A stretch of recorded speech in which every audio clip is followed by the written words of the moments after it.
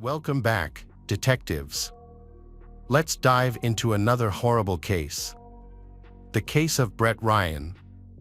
Brett Ryan was born in 1980 in Toronto into a large and close-knit family. There were 5 children in the family, and Brett was the second. He had 2 older brothers, Christopher and Leland, and a younger brother, AJ. Brett's parents always tried to instill the right values in their children by promoting a healthy lifestyle. Brett's father worked at a newspaper and was also a fitness trainer. His mother dedicated herself to homemaking and loved growing flowers.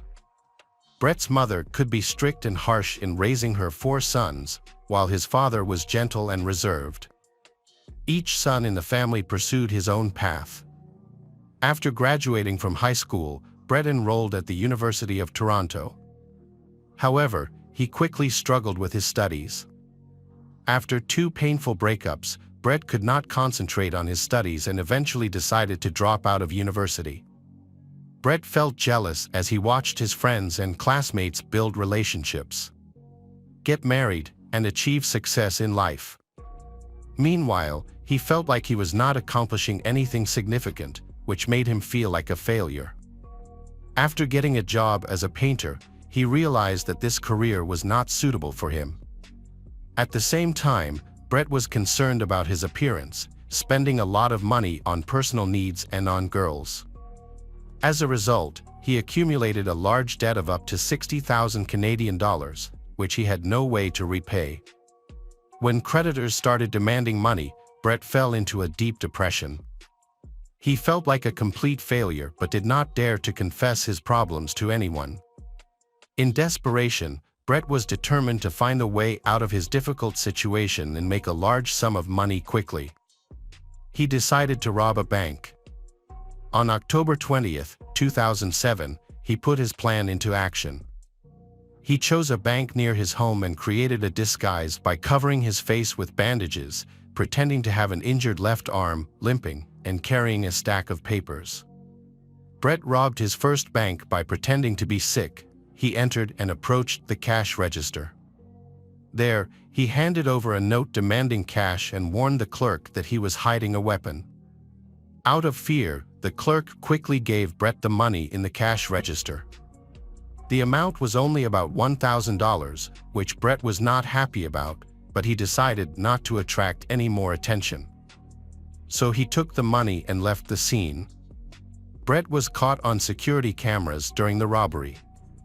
Despite this, he was not caught initially because he avoided using the same technique and changed his disguise each time. Instead of using fake bandages to look like a sick person, he wore a fake beard and hat to hide his identity. His next bank robberies achieved different results. Throughout his 12 bank robberies, Brett accumulated more than $28,000 in cash. He was always evasive, trying to avoid the police. Finally, on June 20, 2008, the police identified Brett, and he was arrested during his 13th attempted robbery. This surprised everyone because Brett had previously volunteered at a children's hospital and was now a robber. Brett was sentenced to 5 years in prison. During his sentence, experts conducted psychological evaluations and concluded that he showed no signs of aggression or violence. Additionally, Brett did not use illegal substances and did not suffer from mental disorders during his sentence. After 2 years, Brett was paroled for good behavior.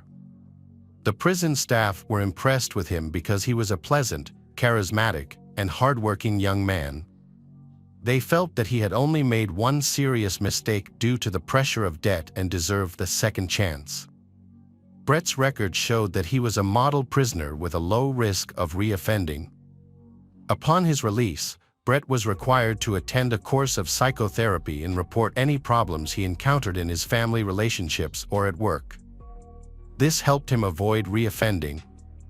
However, the reality turned out to be much more complicated than Brett had anticipated.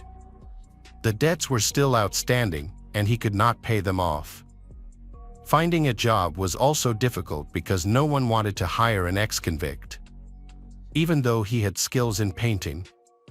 In desperation, Brett declared bankruptcy.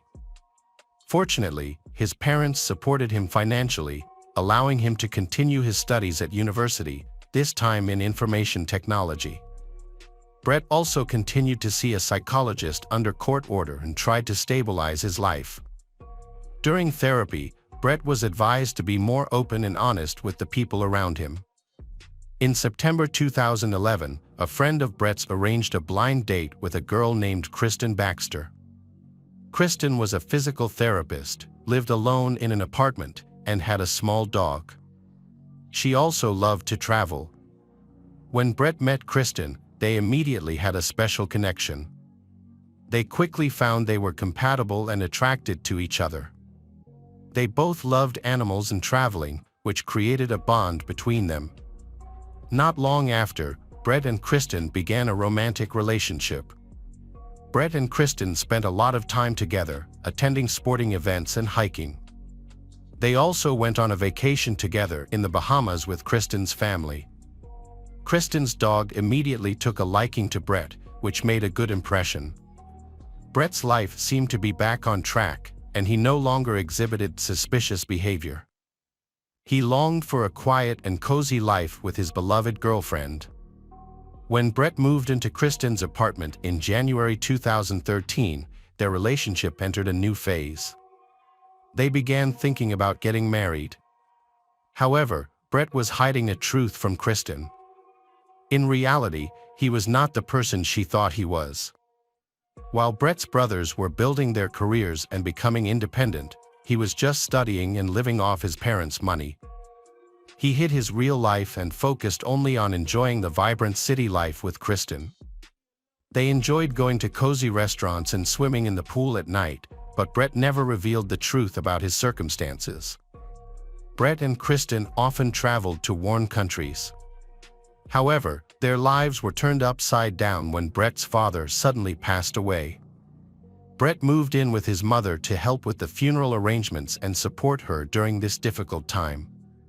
During this period, Brett confessed to his mother, Susan, that he loved Kristen very much and dreamed of marrying her. However, he did not have enough money to buy a decent engagement ring, so he hesitated to propose. Brett's mother was touched by her son's words and gave him money to buy an expensive ring. With a luxurious diamond ring, Brett proposed to Kristen, and she accepted. The couple began to prepare for their wedding. However, Brett still had many worries about the future. He didn't know how he would support his family. He also had legal issues, bankruptcy, and debt that he hadn't disclosed to Kristen. To address these issues, Brett decided to focus on finding a decent, stable job. In early 2016, Brett finally found a good job in the IT field. He was very happy to share this news with Kristen, and they decided to celebrate with their families. However, everything changed when his new employer learned about his criminal past and fired him immediately. This took a serious toll on Brett's self-esteem. To avoid upsetting Kristen, Brett decided not to tell her about this failure. Instead, he lied and said that he would work remotely from home. Every day, when Kristen went to work, Brett would pretend to work on the computer. Kristen was very happy, thinking that Brett would start earning a lot of money and they would be able to stand on their own. Kristen started preparing for the wedding scheduled for September 16, 2016. She chose the most beautiful and expensive options they could afford. A luxurious banquet hall was booked for the ceremony, and the bachelor party before the wedding was to be held at a luxurious ski resort. The couple even started looking for a spacious and cozy house to settle down in after the wedding, as they were tired of living in a small apartment.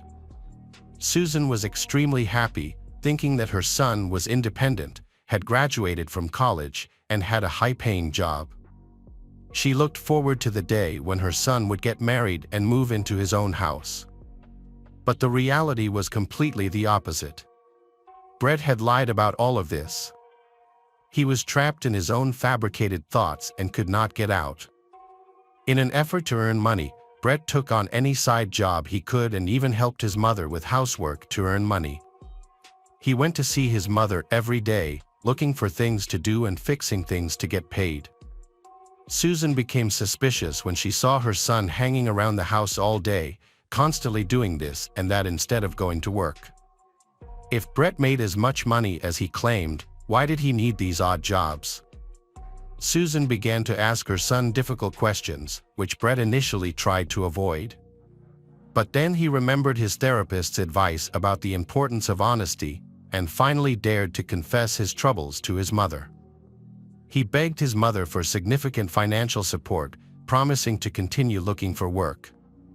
However, his mother was extremely disappointed and angry when she learned the truth.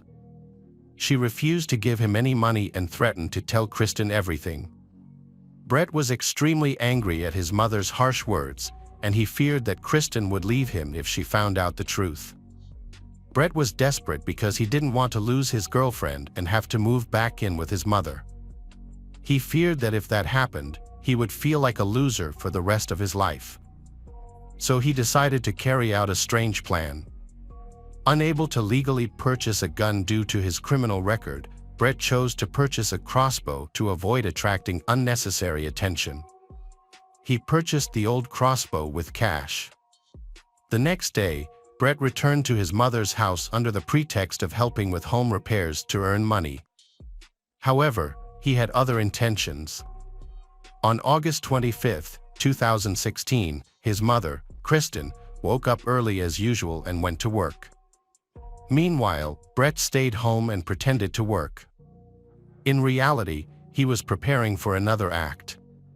To avoid suspicion, Brett created a keystroke automaton on his computer to give the impression that he was working.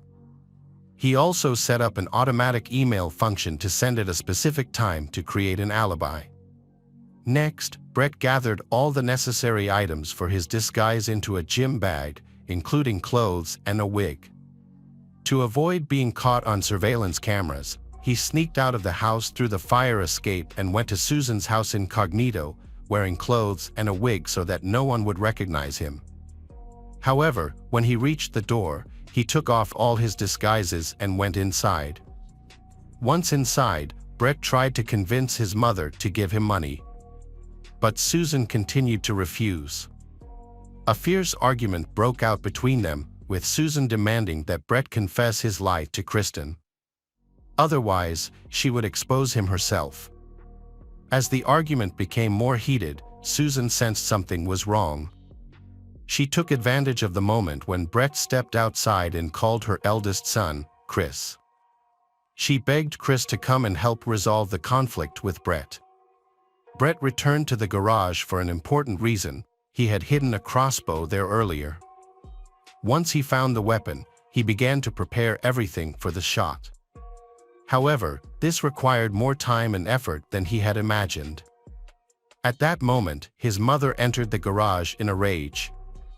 Brett quickly found a nearby tool and struck her twice, hitting her in the cheek and ear. She screamed in pain and shock at the sight of her own son attacking her. A fight broke out between them. During the scuffle, both fell to the floor and rolled around, knocking over everything in their path. In the chaos, Brett found a long, dirty rag, and without thinking much, he used it to strangle her. Only after carrying out this act did Brett realize that things had gone terribly wrong. His original murder plan had turned into a nightmare. He remembered that his brother Chris, who had been called by their mother, was about to arrive at the garage. Brett decided to remove his brother from the list of potential witnesses. He jumped up, grabbed the crossbow, and started preparing. A plan to kill Chris formed in Brett's mind. After preparing everything for the new crime, Brett hid in the garage, waiting for Chris. Soon, Chris entered the garage to find their mother, not knowing that he was in danger. Brett quietly approached Chris from behind and shot him in the back of the head. Chris fell immediately. Brett dragged his body close to their mother's and covered it with a tarp. Brett quickly changed his clothes and prepared to run away. However, he did not expect that his younger brother, AJ, was visiting and appeared at the door. For Brett, this was a disastrous situation. Brett began to consider his next move: run away after changing his clothes or stay and kill AJ. He feared that when his brother discovered the bodies, AJ would immediately call the police and he would be arrested. This fear drove Brett to commit another murder. After finding AJ, Brett followed him. Brett approached AJ with the intention of shooting him in the back of the head, just as he had done to Chris. However, this time things did not go as planned. AJ sensed danger and noticed that Brett was carrying a weapon. A scuffle broke out between the two brothers. During the fight, Brett attempted to injure AJ by shooting him in the neck with the crossbow. AJ screamed in pain and fled. He ran out of the house, leaving a trail of blood in the sand, and eventually collapsed from exhaustion in the driveway. It was then that Brett learned that there was another brother sleeping in the house, Leland, 39. He was awakened by AJ's terrified screams. Leland looked out the window and saw his brother covered in blood on the road. Panicked, he rushed to the phone to call 911 but couldn't make it. At that moment, Brett rushed at him in a frenzy. Leland and Brett started a fierce fight, spreading throughout the house and turning it into a bloody mess. Taking advantage of Brett's distraction, Leland sneaked out without being detected. He crawled to the neighbor's house and passed out right in front of it. The kind neighbors immediately called the police. Meanwhile, Brett angrily ran back to the yard and saw AJ, injured, trying to crawl away. Obsessed with the desire to kill his brother, Brett chased after AJ before the neighbors discovered him. However, while chasing AJ, Brett was surprised to find that Leland had told the neighbors everything. From that moment on, Brett had no chance to save himself. The police were about to arrive at the crime scene and put an end to his bloody journey. Brett's murder plan had failed. In desperation, Brett decided to surrender and returned to the house. There, he sat on the porch, holding a bottle of water, and waited for the police to arrive. When the police and ambulance arrived, paramedics confirmed that their mother and Chris had passed away. AJ still had signs of life, but his condition was critical. However, on the way to the hospital, AJ passed away due to his injuries. Leland, despite his serious injuries, survived. He was taken to the hospital for treatment and medical attention and gradually began to recover. Meanwhile, Brett was arrested at the scene of the crime and faced serious charges of first-degree murder and attempted murder of his brother. The news left Kristen reeling, especially since their wedding was only 3 weeks away. Kristen was devastated when she learned the truth about her lover. Brett's criminal past, including a robbery conviction, financial hardship, unemployment, and the horrific murder of his family, left her in disbelief. She wondered how she could have lived with this man all this time without knowing the truth. Kristen immediately called off the wedding and returned to her apartment. There, she discovered a strange device that Brett had made to create an alibi. Mistaking it for an explosive device, she panicked and called the police. The police quickly arrived at the scene, evacuated the residents of the building, and began to carefully examine the mysterious device. After a short time, they discovered that the device was just a clever invention of Brett's. Although initially concerned about the danger, the police later realized that the device was harmless. However, they were impressed by Brett's extraordinary ingenuity and care. His intelligence and inner strength were undeniable, but unfortunately, he used them for the wrong purpose. At trial, Brett pleaded guilty and made a deal with the prosecution. He admitted that his actions constituted second-degree murder and hoped for a lighter sentence. Brett explained that he only intended to use the crossbow to scare his mother and have a serious talk with her. He wanted his mother to finally understand and support him, but things got out of hand. Brett claimed that he had no intention of hurting his brothers, they were simply in the wrong place at the wrong time. The prosecution believed that the defendant had planned to harm his mother from the beginning, not just stop at a conversation. They argued that Brett had brought the crossbow with the intention of killing Susan and should be held strictly responsible. As a result, he was convicted of first-degree murder of his mother and second-degree murder of his brother. The court handed down harsh sentences, 3 life terms with the possibility of parole after 25 years. In addition, Brett was sentenced to 10 years in prison for the attempted murder of his brother Leland. All sentences were to run concurrently, meaning he could only apply for early release after a quarter of a century. Brett's only surviving brother, Leland, received the sentence with relief. Despite the pain and bitterness of the loss, Leland truly respected Brett's remorse. In Leland's mind, his brother was not a bad person at heart but had lost his way in life. Brett had taken the path of deceit and was eventually mired in the quagmire of his own lies. He could no longer get out, which led to a terrible tragedy. Brett Ryan's terrifying story serves as a warning to us all. It demonstrates that small lies and the concealment of truth can lead to dire consequences. When we continue to lie, the lies grow and accumulate, becoming unmanageable. As a result, not only is the liar's life ruined, but so are the lives of their loved ones. Brett Ryan had the opportunity to change after his first prison sentence. He had the support of his girlfriend and a loving family, and he could have gone to school and found a job. However, he chose to lie, leading to a disastrous outcome and ruining more than one life.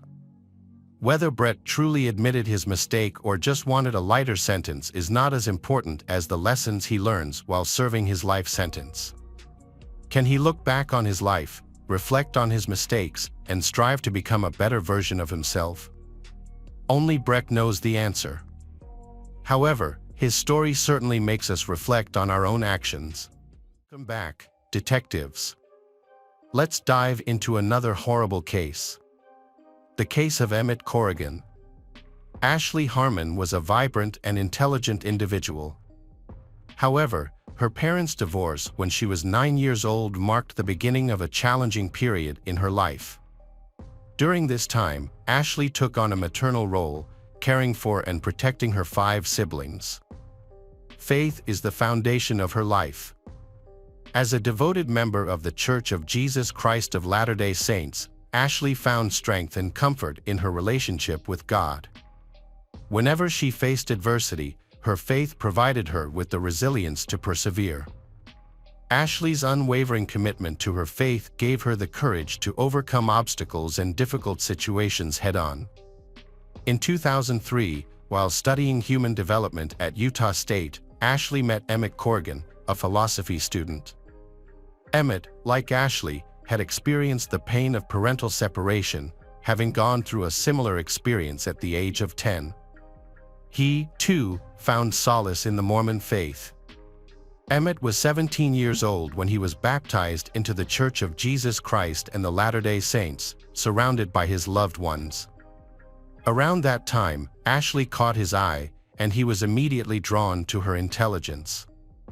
Emmett confided in his close friends that he was certain Ashley was the one he wanted to spend the rest of his life with. As their relationship blossomed, Emmett proposed to Ashley during the 2008 Christmas season, just a few months after they met. Overjoyed, Ashley said yes, and they began making wedding plans. The couple exchanged vows in a Mormon temple, a ceremony that reflected their shared values. Their marriage brought joy and stability to their lives. In the Mormon faith, marriage is deeply revered as a sacred and eternal bond between two people. Mormons believe that this bond transcends mortality, continuing even after death. Divorce is discouraged but allowed in exceptional cases. In 2005, Ashley and Emmett welcomed twin daughters, marking the beginning of their parenthood journey. They were ecstatic to take on their new roles. Emmett cherished every moment spent with the girls, embracing fatherhood. Ashley was thrilled to be living her dream life. While attending Utah State University, the couple managed to balance childcare and educational responsibilities. Despite challenges, their faith and love helped them overcome obstacles. They persevered, striving for a better future. By 2009, Emmett graduated with high honors, then attended law school and passed the bar exam. He pursued a career as an attorney. Meanwhile, Ashley focused on raising their growing family, dedicating herself to household management and childcare for their 4 children. The Corrigan family appeared to have a perfect life to outsiders. They resided in a lovely home with multiple children, and Emmett had a rewarding career. However, their situation wasn't as ideal as it seemed. By August 2010, Emmett felt increasingly pressured to support his family financially, particularly with 4 young children under the age of 5. To solve this problem, he decided to start his own business, focusing on working as a criminal defense lawyer. A friend introduced Emmett to Candy Hall, a well-regarded paralegal with experience working for a criminal attorney. After a successful lunch meeting, Emmett hired Candy to work at his firm. At the time, Candy was married to Robert Hall, who was widely regarded as a devoted father and diligent worker.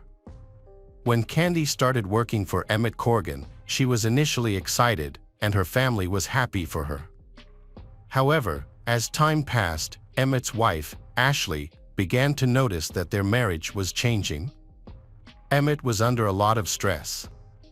To cope with the stress, Emmett started spending more time at the gym, which became an addiction for him. He went to the gym regularly, leaving Ashley alone to take care of the children. Despite the growing distance between them, Ashley and Emmett welcomed their 5th child, a son, on January 15, 2011. However, Emmett's behavior changed even more after the birth of their son. He began spending more time away from home, sometimes staying out overnight. Ashley became concerned about Emmett's activities and confided in her sister that she feared he might be cheating on her. Meanwhile, Candy, Emmett's assistant, was also experiencing problems in her marriage. Her husband, Robert, was jealous of her working for a young and charismatic man like Emmett, which led to constant fighting and took a toll on their marriage. On March 6, 2011, Ashley and Emmett's 7th wedding anniversary had arrived, but Emmett was absent, claiming he had to attend a bodybuilding convention. Ashley was left alone with the children, feeling anxious about their marriage. She wondered if she was to blame for Emmett's unhappiness. Determined to improve things, she pushed on, as divorce wasn't an option. Ashley chose to address the issue directly. A few days later, on March 11th, she spent the entire day planning the perfect evening to reconnect with Emmett. She prepared his favorite meal, cleaned the house, and made sure the children behaved. At 6 p.m., Ashley had the table set, ready to greet him warmly. However, Emmett didn't arrive until 2 hours later. When Ashley approached him with a kiss, he turned away, further straining their relationship. Despite Emmett's cold demeanor and the growing distance between them, Ashley remained determined to rekindle their love. She believed their relationship was worth fighting for and was willing to do whatever it took to repair it. The family gathered around the table to eat. However, Emmett claimed he wasn't hungry, which was disappointing and hurtful to Ashley. As the rest of the family enjoyed their dinner, Emmett got up, saying he needed to go to Walgreens, but Ashley sensed something was wrong and asked him to stay. Emmett responded harshly and left, leaving Ashley feeling confused and hurt. Meanwhile, Emmett's assistant, Candy, was dealing with her own marital problems. Her husband, Robert, had decided to leave their home after their marriage reached a breaking point. Despite their love for each other, Robert believed it was best to start fresh and move on. That evening, Robert phoned his daughter to check if she was using Candy's car. She told him she wasn't. A few minutes later, while driving past Walgreens, she spotted her mother's car in the parking lot. She didn't think much of it and immediately called her father to let him know. Robert responded casually with, "Oh, okay." Unbeknownst to them, this ordinary-sounding conversation would have a profound impact on two families' lives forever. Ashley lay in bed, overcome with worry about her marriage. Despite her frantic texts and calls, Emmett remained unreachable. A nagging feeling in her gut left her uneasy. Around 1 p.m., a 911 call reported gunshots and a screaming woman in a Walgreens parking lot, prompting a swift police response.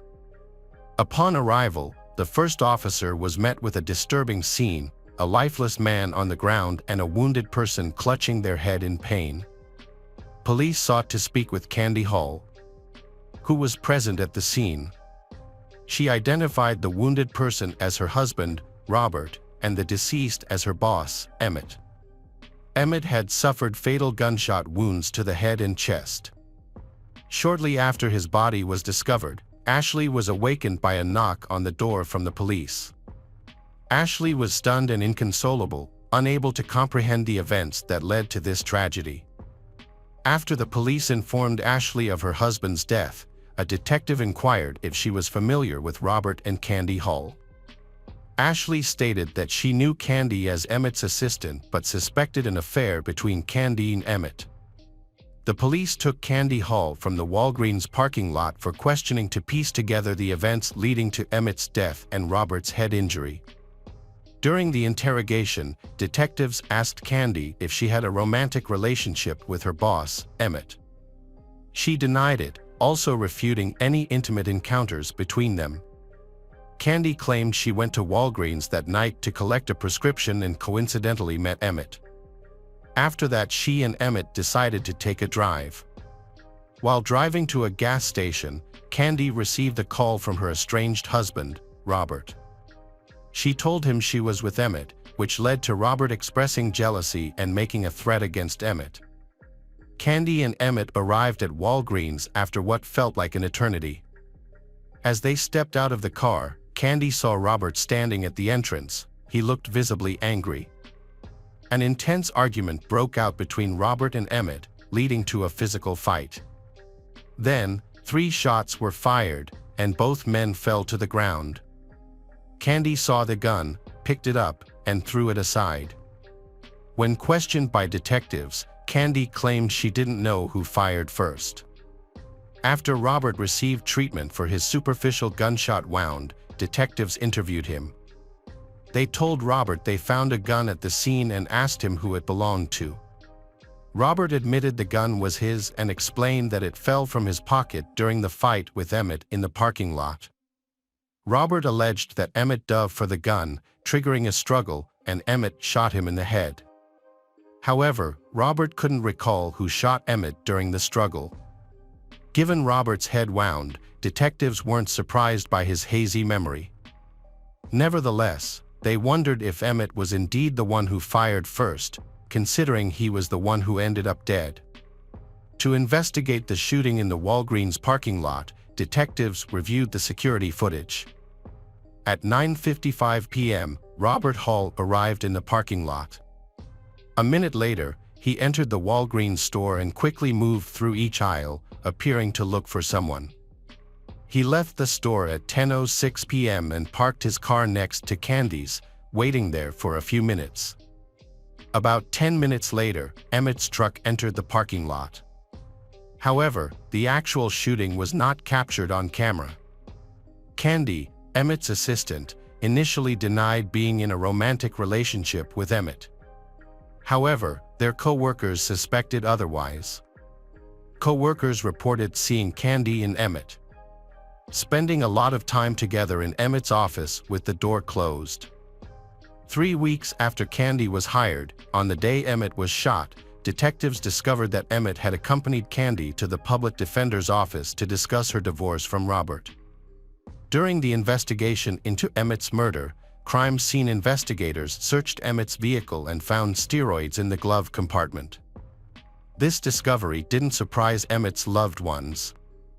When Candy gave her statement, she described a shot cadence that led detectives to believe Robert shot Emmett twice before shooting himself in the head.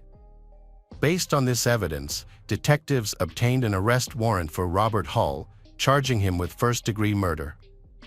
Robert Hall was arrested and charged with Emmett's murder. The consequences of Robert Hall's actions were severe, with a possible conviction of first-degree murder carrying a sentence of either life in prison without parole or the death penalty. Prosecutors argued that Robert Hall was driven by anger towards Emmett, who had been having an affair with Robert's wife, Candy. They alleged that this anger led Robert to shoot Emmett and then attempt to take his own life. In contrast, Robert's defense team presented a different scenario. They claimed that Emmett, who had a history of steroid abuse, was the aggressor on the night of his death. According to the defense, Emmett managed to get hold of Robert's gun during the altercation and shot Robert first. Robert then regained control of the gun and killed Emmett in self-defense. Candy Hall, Robert's wife, was a key witness in the trial. Her testimony differed slightly from her initial statement to the police. On the witness stand, Candy described hearing a single pop, followed by 2 rapid pops, rather than the initial 2 shots and then a third. This revised testimony supported the defense's argument that Emmett had shot Robert first, and that Robert had then shot Emmett twice, resulting in his death. To prove that Robert was the shooter in the Walgreens parking lot, prosecutors presented forensic evidence about the type of weapon used. This evidence showed that the weapon accumulates a large amount of gunshot residue, GSR, after being fired. After the shooting, investigators tested Robert and Emmett for gunshot residue. The test found 32 gunshot residue particles on Robert's left palm and 23 on his right. In contrast, Emmett had only 1 particle on his left hand and none on his right. These results strongly suggested that Robert fired the gun, not Emmett. After a thorough review, the jury delivered a verdict of not guilty of first-degree murder for Robert Hall. However, they unanimously agreed that he was guilty of second-degree murder, indicating that the murder was not premeditated. As a result, Robert was sentenced to 30 years in prison by the presiding judge. He will be eligible for parole in 2028 at the age of 58. Despite being convicted, Robert has consistently maintained his innocence and appealed the verdict. In 2021, the Idaho Supreme Court reaffirmed his conviction, denying his request for a retrial. Ashley struggled to cope with the fact that her husband, Emmett, was murdered by the husband of his lover, Candy Hall. In a 2015 Dr. Phil interview, Ashley met Candy face-to-face for the first time.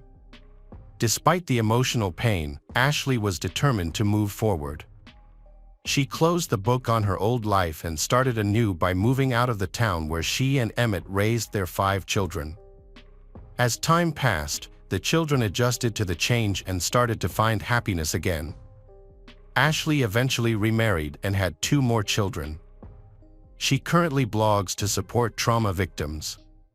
Welcome back, detectives. Let's dive into another horrible case. The case of Laci Peterson. Laci Peterson was born on May 4, 1975, to Sharon and Dennis. However, her parents' marriage was short-lived, and they divorced when Laci and her older brother Brent were still young.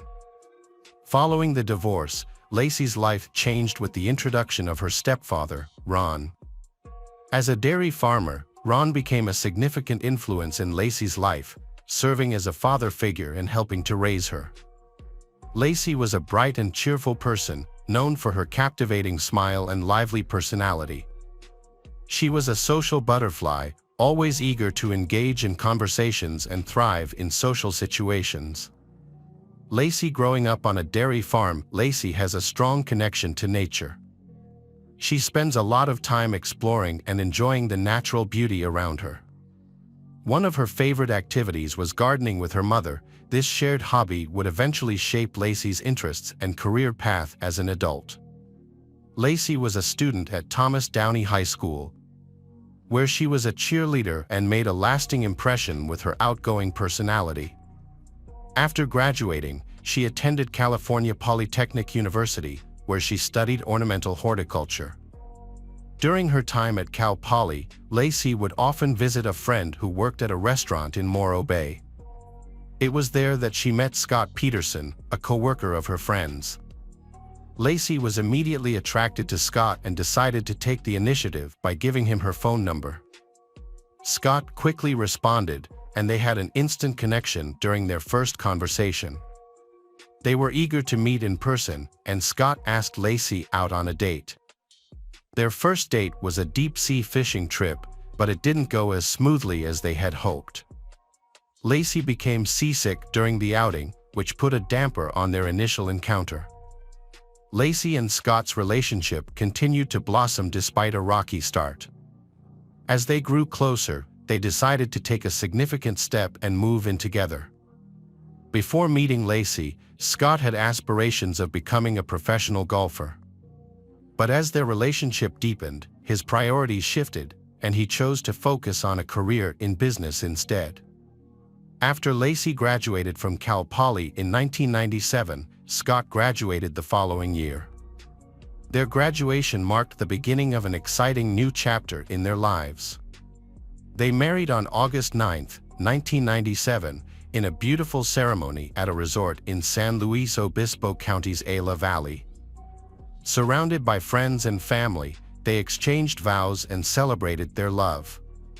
Following their wedding, Lacey and Scott embarked on a new venture together, opening a sports bar called The Shack in San Luis Obispo, California.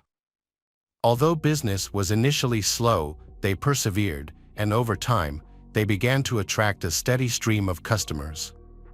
Weekends at The Shack were always packed. After many years of success, Lacey and Scott made the difficult decision to sell the bar in 2000. Although the bar was a good source of income, they felt it was time to move on and explore new opportunities.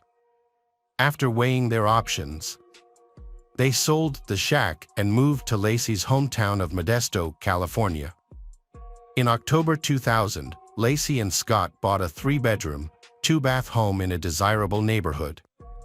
After the move, Lacey took a part-time job as a substitute teacher, while Scott worked for a European fertilizer company called Branch. Lacey and Scott's life was thriving, with Lacey excelling in domestic duties, making their home warm and inviting. In 2002, they received the wonderful news that they were going to have a baby, with the due date set for February 10, 2003. They was overjoyed to discover they were having a boy and had already chosen the name Connor. Their happiness was short-lived, however. On December 24, 2002, Scott departed for a fishing trip at the Berkeley Marina, leaving Lacey behind at 9:30 a.m. Scott noticed Lacey was missing after he finished showering. He had previously been fishing and had showered and washed his clothes as soon as he got home. When he couldn't find Lacey, he became worried and contacted her mother and stepfather, Sharon and Ron. However, neither of them had heard from her all day. As the hours passed and Lacey remained missing, Scott and Sharon decided to file a missing persons report with the police around 6 p.m. They stressed to the police the urgency of the situation, explaining that Lacey was 7 months pregnant with their unborn son, Connor. The police began questioning Scott about his activities on the day of Lacey's disappearance. According to Scott, he had gone fishing at the Berkeley Marina, which is about 90 miles from their home in Modesto. However, the police had suspicions of foul play in Lacey's disappearance from the very beginning of their investigation. During the initial search for Lacey, the police were not suspicious of her disappearance. Lacey's family publicly defended her husband Scott, as they had seemed perfect. However, as the investigation continued, police interest in Scott grew. Nearly a month after Lacey's disappearance, a shocking discovery was made about Scott. Investigators discovered that while married to Lacey, Scott had been cheating on Lacey, having a long-term affair with a woman named Amber Fry. Amber Fry first contacted police on December 30, 2002. She told them that she had been having an affair with Scott Peterson, Lacey's missing husband. Amber claimed that she had met Scott on November 20, 2002, and initially believed that he was single. However, Scott had told Amber just 2 weeks before Lacey's disappearance that he was a widower, suggesting he would be spending his first holiday season without his wife. This revelation raised suspicions among the police, who wondered if Scott had already planned to murder his pregnant wife. To gather evidence, the police asked Amber to call Scott while being recorded, hoping to capture a potential confession. The police also informed Lacey's family about Scott's infidelity. After learning about Scott's infidelity, Lacey's family publicly withdrew their support for him. Meanwhile, a massive search effort was underway to find Lacey. The search was a collaborative effort between law enforcement, Lacey's loved ones, and hundreds of volunteers. Over 900 people participated in the search during the first 2 days alone. A police officer working on the case expressed skepticism that Lacey had left her home voluntarily on December 24, 2002. Lacey's disappearance shocked the media, capturing public attention with the story of a pregnant wife who went missing on Christmas Eve. Initially, a $5,000 reward was offered for information leading to her safe return, but as time passed with no leads, the reward was increased to $500,000 to raise awareness and gather information. Posters of Lacey were displayed prominently in Modesto, California, and a friend's husband created a website to help spread the word about her disappearance. On April 13, 2003, a couple walking their dog at Richmond's Point Isabel Regional Shoreline Park made a disturbing discovery in a marshy area of the San Francisco Bay. They found the decomposing body of a male infant. The next day, another person discovered the body of a pregnant woman on the shore of the east side of the bay, about a mile away from where the baby was found. DNA tests confirmed on April 18, 2003, that the bodies were those of Lacey Peterson and her unborn son, Connor. They were buried at Wood Cemetery. The autopsy revealed that the baby had 1.5 loops of nylon tape around his neck and a significant cut on his body. Lacey's autopsy showed that Lacey had 2 cracked ribs, her upper torso had been disemboweled, and her head and limbs were missing. The medical examiner determined that the baby died in the womb and was expelled from Lacey's body after her death. Agents from the FBI and the Modesto Police Department searched the home of Scott and Lacey Peterson, looking for evidence that might link them to Lacey's disappearance. During the search, they found the hair caught in Scott's pliers on his fishing boat. The FBI analyzed the hair and matched it to Lacey's DNA. In addition to the home search, the FBI also investigated Scott's truck and warehouse for any signs of evidence. They also examined Scott's boat, where they found a homemade anchor made with a 90-pound bag of concrete. Scott claimed he used the concrete to repair his driveway, but investigators believed he had actually made multiple anchors, using them to weigh down Lacey's body in the San Francisco Bay. The police identified the bodies found in the San Francisco Bay as Lacey and Connor. This led to Scott's arrest near a golf course. At the time of his arrest, Scott's appearance had changed significantly, as his dark brown hair was now blonde. A search of his vehicle revealed a large amount of cash, $115,000, as well as survival gear, camping equipment, and 4 cell phones. The police also found 2 driver's licenses, one belonging to Scott and the other linked to his brother. This evidence suggested that Scott was planning to escape the state. Scott's father provided an alternative explanation for the driver's license found in Scott's car. According to his father, Scott had borrowed his brother's license to get a discount at the golf course. The father also explained that Scott's car was packed with belongings because Scott was living out of his car to avoid the media attention surrounding his case. A year after his arrest, Scott's trial began in June 2004. During the opening arguments, the prosecution presented its case, claiming that Scott's affair with Amber was the motive for Lacey's murder. The prosecution highlighted Scott's suspicious behavior before and after Lacey's disappearance, including inconsistencies in his alibi. Initially, Scott told police he was fishing on the day Lacey went missing, but later told others he was golfing. The prosecution also pointed out that Scott asked police if they had used cadaver dogs to search a park where Lacey walked their dog, suggesting that Scott was aware of the potential crime scene and trying to cover his tracks. In response, Scott's defense team presented a strong argument. They acknowledged Scott's history of infidelity but argued that it did not necessarily make him guilty of murder. They claimed that Scott would not ruin his life for someone he had only dated a few times. The defense suggested that a possible explanation for Lacey's hair being found in Scott's boat was a previous visit to the marina with Lacey. Other witnesses, including a realtor and a salesman, testified that Scott was actively trying to sell their home and trade in Lacey's car, respectively, in the months following her disappearance. The prosecution presented this evidence as proof of Scott's guilt. Additionally, Amber, Scott's mistress, testified about their affair, and the jury listened to secretly recorded phone calls between they. During Scott's trial, a hydrologist and a tidal expert testified that it was possible for Lacey's body to have been dumped in the area where Scott claimed to have been fishing on the day she disappeared. However, the defense argued that there was not enough credible evidence to link Scott directly to the crime. They proposed an alternative theory, that someone had kidnapped Lacey on Christmas Eve 2002, held her captive until she gave birth, and then disposed of both bodies in the San Francisco Bay. Scott's attorney emphasized that there was no direct evidence connecting Scott to the crime and suggested that other suspects could have been responsible.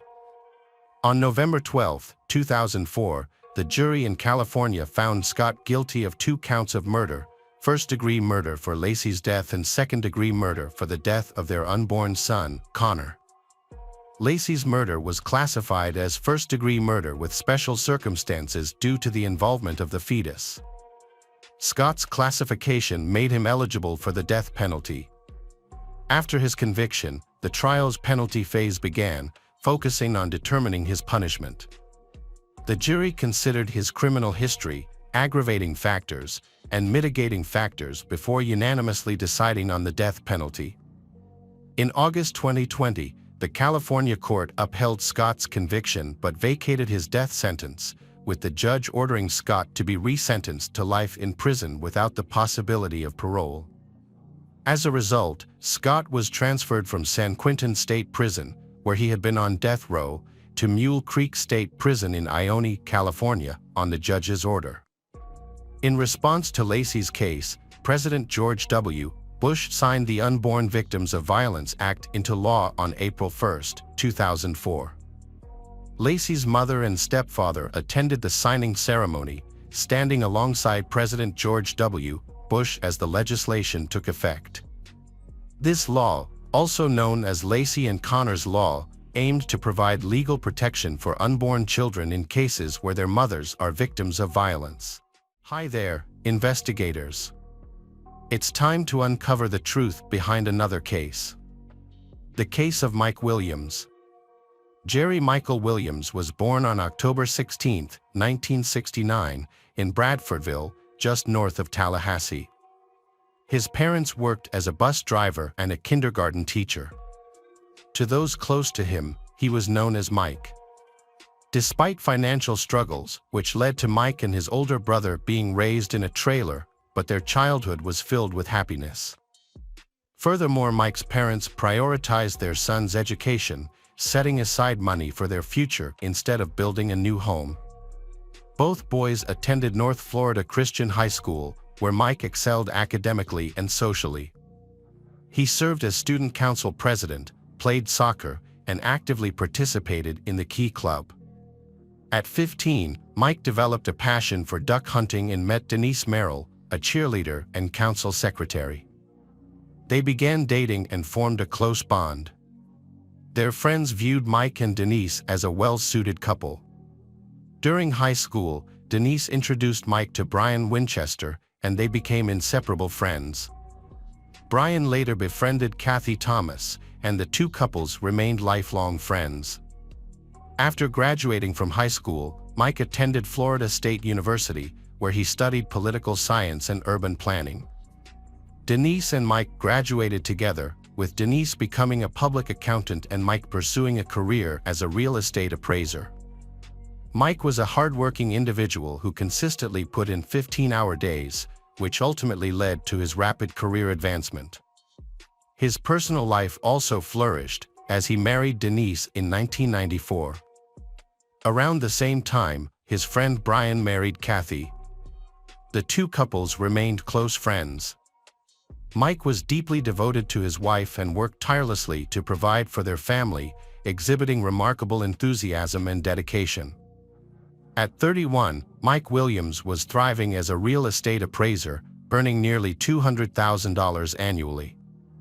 He and his wife lived in a small upscale neighborhood on the east side of town, and welcomed a daughter, Ensley, in 1999.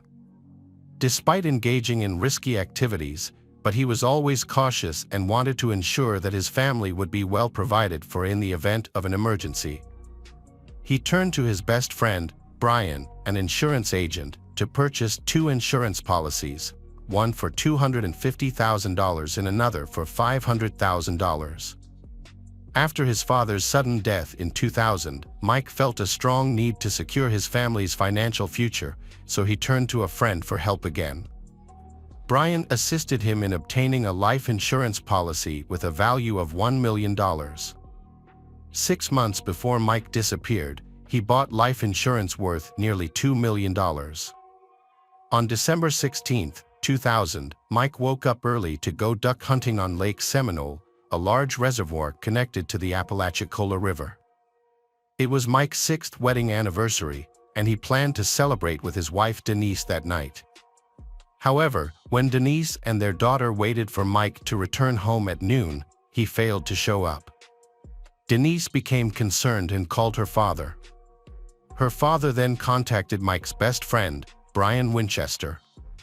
Brian and his father went to Lake Seminole, where they found Mike's Ford Bronco parked near the boat dock, but there was no sign of Mike. They searched the areas where Mike liked to hunt but couldn't find him or his boat. They decided to contact the police. Investigators from the Florida Fish and Wildlife Conservation Agency were called in, and a search for Mike began. Later, a helicopter pilot spotted the boat drifting 225 feet from the boat ramp. When the boat was searched, Mike's shotgun was found, still in its case, shows that he has not used it. The search operation shifted from rescue to recovery. Locals believe the area was once an orchard before the 3 rivers were dammed to create the lake. The lake was nicknamed Stump Field due to the numerous remaining tree stumps above and below the waterline, which posed a hazard to motorized boats. Searchers hypothesized that Mike's boat struck a stump, causing him to fall into the water. His boots, filled with water, may have weighed him down, leading to his possible drowning. Additional agencies, including a dive team from Montgomery, Alabama, and the Jackson County Sheriff's Office, joined the search. Despite a thorough search, but no signs of Mike were found. As the days passed, the operation transitioned from rescue to a body recovery mission. Search teams used probe poles to scour the lake's bottom, and service dogs were brought in to assist. 10 days after, a hunting hat with a camouflage pattern was found, but there was no evidence connecting it to Mike. Officials from the Florida Fish and Wildlife Conservation Agency speculated that Mike might have been consumed by alligators, which were abundant in the lake. The Florida Department of Law Enforcement found no evidence of foul play, reinforcing the theory that the incident was accidental. After a 5-week search, the effort to find Mike was halted. The following day, Denise organized a memorial service for her husband. Although Denise seemed to have accepted Mike's departure, his mother still found it difficult to accept. 6 months later, in June 2001, a fisherman discovered a pair of boots floating in the lake. A dive team searched the area and found a hunting jacket and a working flashlight on the lake floor. Inside the jacket pocket was Mike's hunting license, complete with his name and signature. The discovery raised several questions. Notably, neither the jacket nor the boots showed signs of an alligator attack, such as teeth marks. Additionally, none of the items appeared to have been in the water for 6 months, as the boots were not slimy. A week after the discovery, Denise's lawyer petitioned the court to declare Mike dead, citing the found items as evidence. The lawyers suggested that aquatic life, including alligators, might have consumed Mike's body entirely. The court approved this, and a death certificate was issued, stating that Mike died on December 16, 2000, due to accidental drowning while duck hunting on Lake Seminole. Mike's body was never recovered. Mike's mother, Cheryl Williams, continues to search for her son, although this causes tension in her relationship with Denise. Denise demanded Cheryl stop searching and accept reality, threatening that if she continued, she would never see her granddaughter again. Cheryl refused to give up. She was determined to find Mike. Her perseverance ultimately led to the reopening of the investigation into Mike's disappearance. It took Cheryl 3 years of tireless efforts, including making phone calls, putting up signs, writing to the governor of Florida, compiling evidence, and contacting reporters, to convince law enforcement officials to open an investigation into Mike's disappearance. Cheryl later revealed that her contacted Matthew Oresco, an expert on alligators. Oresco explained that alligators do not eat during the cold winter months due to low water temperatures, and their main priority is maintaining body heat. Temperatures as low as 14 degrees make alligators uninterested in food. Additionally, according to Oresco, alligator attacks always leave behind forensic evidence.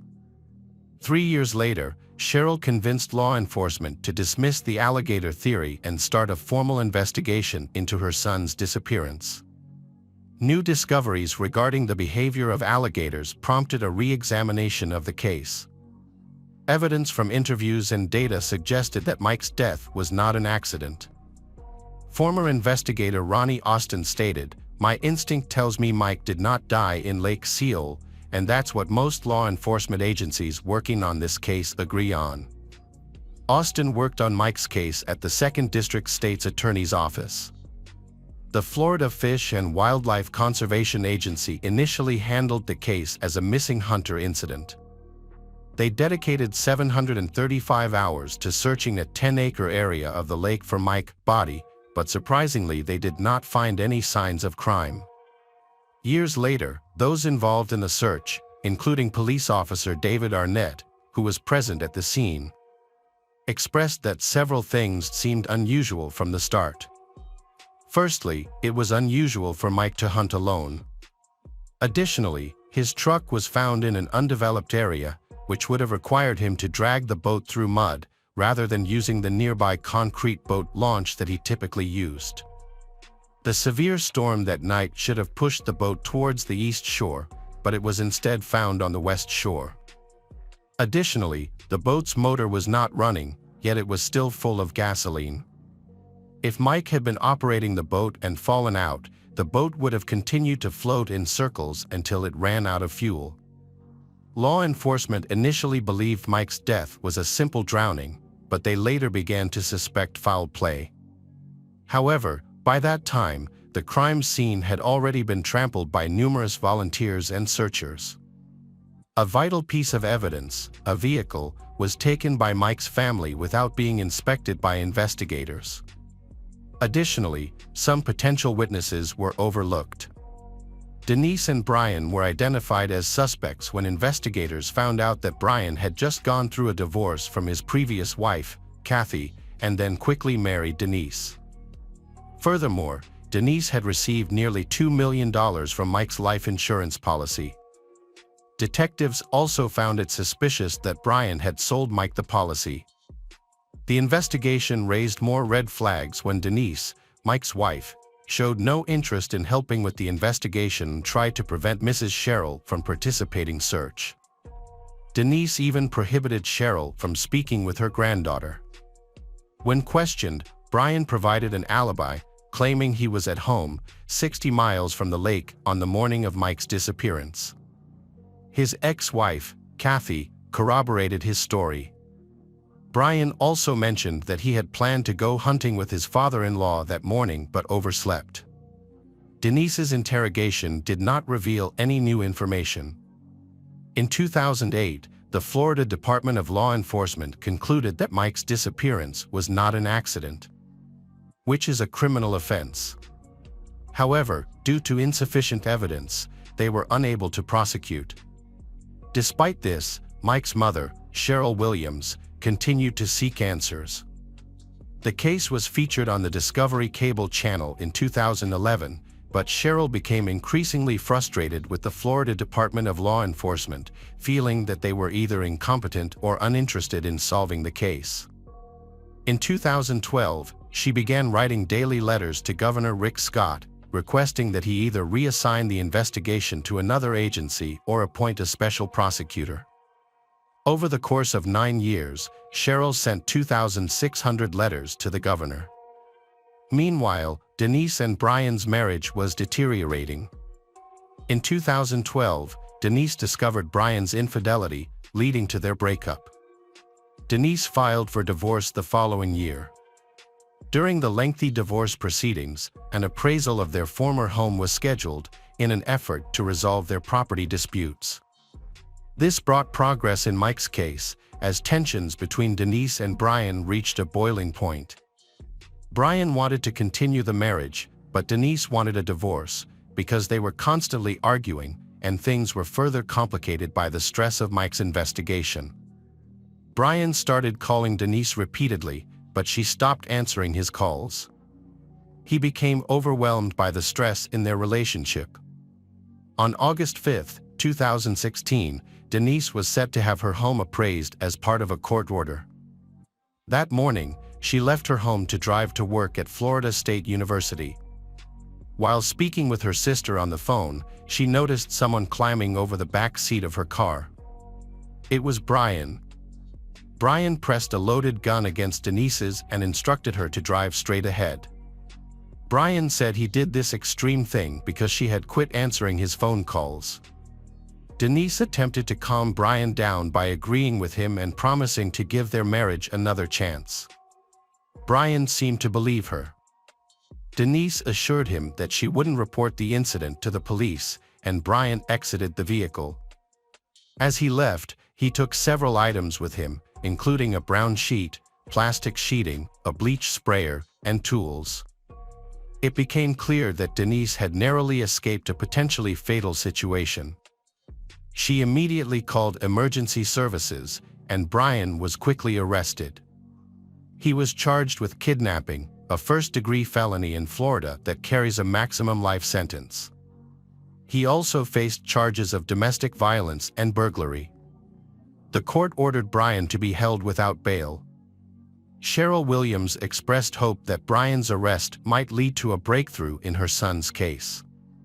Cheryl shared with the New York Daily News, Brian did not want Denise to keep all that money for herself. Cheryl hoped Brian will reveal what really happened. And ultimately, Brian did share what had transpired. Brian managed to negotiate a very favorable deal with the prosecutor, avoiding a life sentence, and then began telling his story. He explained that it all started when he discovered a note in Kathy's purse, revealing that she was cheating on him. This sparked a desire for revenge in Brian. Around that time, Brian and his friends, including Denise and her husband Mike, would often go to bars and concerts together. Brian had known Denise since high school, but he had never been attracted to her until Kathy's infidelity. His perspective on Denise changed after being cheated on. In October 1997, Brian and Denise started an affair. Initially, it was just a casual encounter at a rock concert, but it quickly developed into regular and secret dates. They would meet at hotels during the workday whenever they had the chance. Brian made it clear that he did not want to divorce Kathy, and Denise was adamant that she would never leave her husband Mike, as she cared deeply about public opinion and did not want to risk losing custody of her daughter. As their relationship progresses, it deepens and they begin to consider themselves a couple, often exchanging gifts and writing romantic letters to each other. They realized they couldn't continue living like this, as they couldn't bear to be apart. However, Denise did not think about getting a divorce because she wanted people to think she was a good and moral person. Around this time, Mike had a near-death experience in a hunting accident, and Brian saved his life. This gave Denise a ray of hope that they could get out of their current situation. After negotiating the deal with the prosecutor, Brian revealed that in the year 2000, he and Denise started discussing the possibility of Mike and Kathy dying. Denise wanted to make it look like an accident rather than a murder. After considering various options, Brian and Denise planned to fake a boating accident. This would allow them to collect the maximum amount from Mike's life insurance policy before it expired at the end of December 2000. They devised a plan, and Brian invited Mike on a hunting trip to a spot on Lake Simal's shores, telling him to bring his wading boots. The boots were crucial, as it was believed that wearing them would lead to rapid drowning if Mike fell overboard. However, when Brian pushed Mike into the water, the plan didn't unfold as expected. Instead of sinking, Mike grabbed onto nearby stumps and began wading towards the shore. Brian was in a state of panic. He didn't know how to handle the situation. Mike was loudly calling for help, and Brian felt overwhelmed. In his panic, Brian grabbed his shotgun and shot Mike in the head without thinking. The plan had gone terribly wrong, and now Brian had to cover up the incident. Time was running out because he had to go home and prepare for a hunting trip with his father-in-law. Since no one knew Brian was at the lake with Mike, he decided to return home and pretend he had overslept. He drove back, hoping to find his wife, Kathy, still asleep. Brian entered the house quietly, finding Kathy asleep and his phone on the floor. He went to bed, called his father-in-law to apologize, and began creating an alibi for himself. Meanwhile, he hid Mike's body. Denise didn't know what really happened when Mike went missing. Brian attempted to confess to her, but she refused to listen. She preferred to believe that Mike's disappearance was an act of God, allowing her to move on with her life. According to Brian, he and Denise made a promise to each other to keep the truth hidden forever. Denise and Brian claimed that Mike's death was necessary because they couldn't live together. They stated that the life insurance payout was just an added benefit. Brian would later testify in court. However, investigators discovered that Brian had planted evidence, including a hat, boots, flashlight, and license, to mislead searchers and create false evidence to declare Mike dead, allowing Denise to collect the insurance. Denise received around $2 million, including Social Security and other benefits. On May 8, 2018, Denise was charged with first-degree murder, conspiracy, and accessory to a felony, carrying a life sentence. She pleaded not guilty to all charges.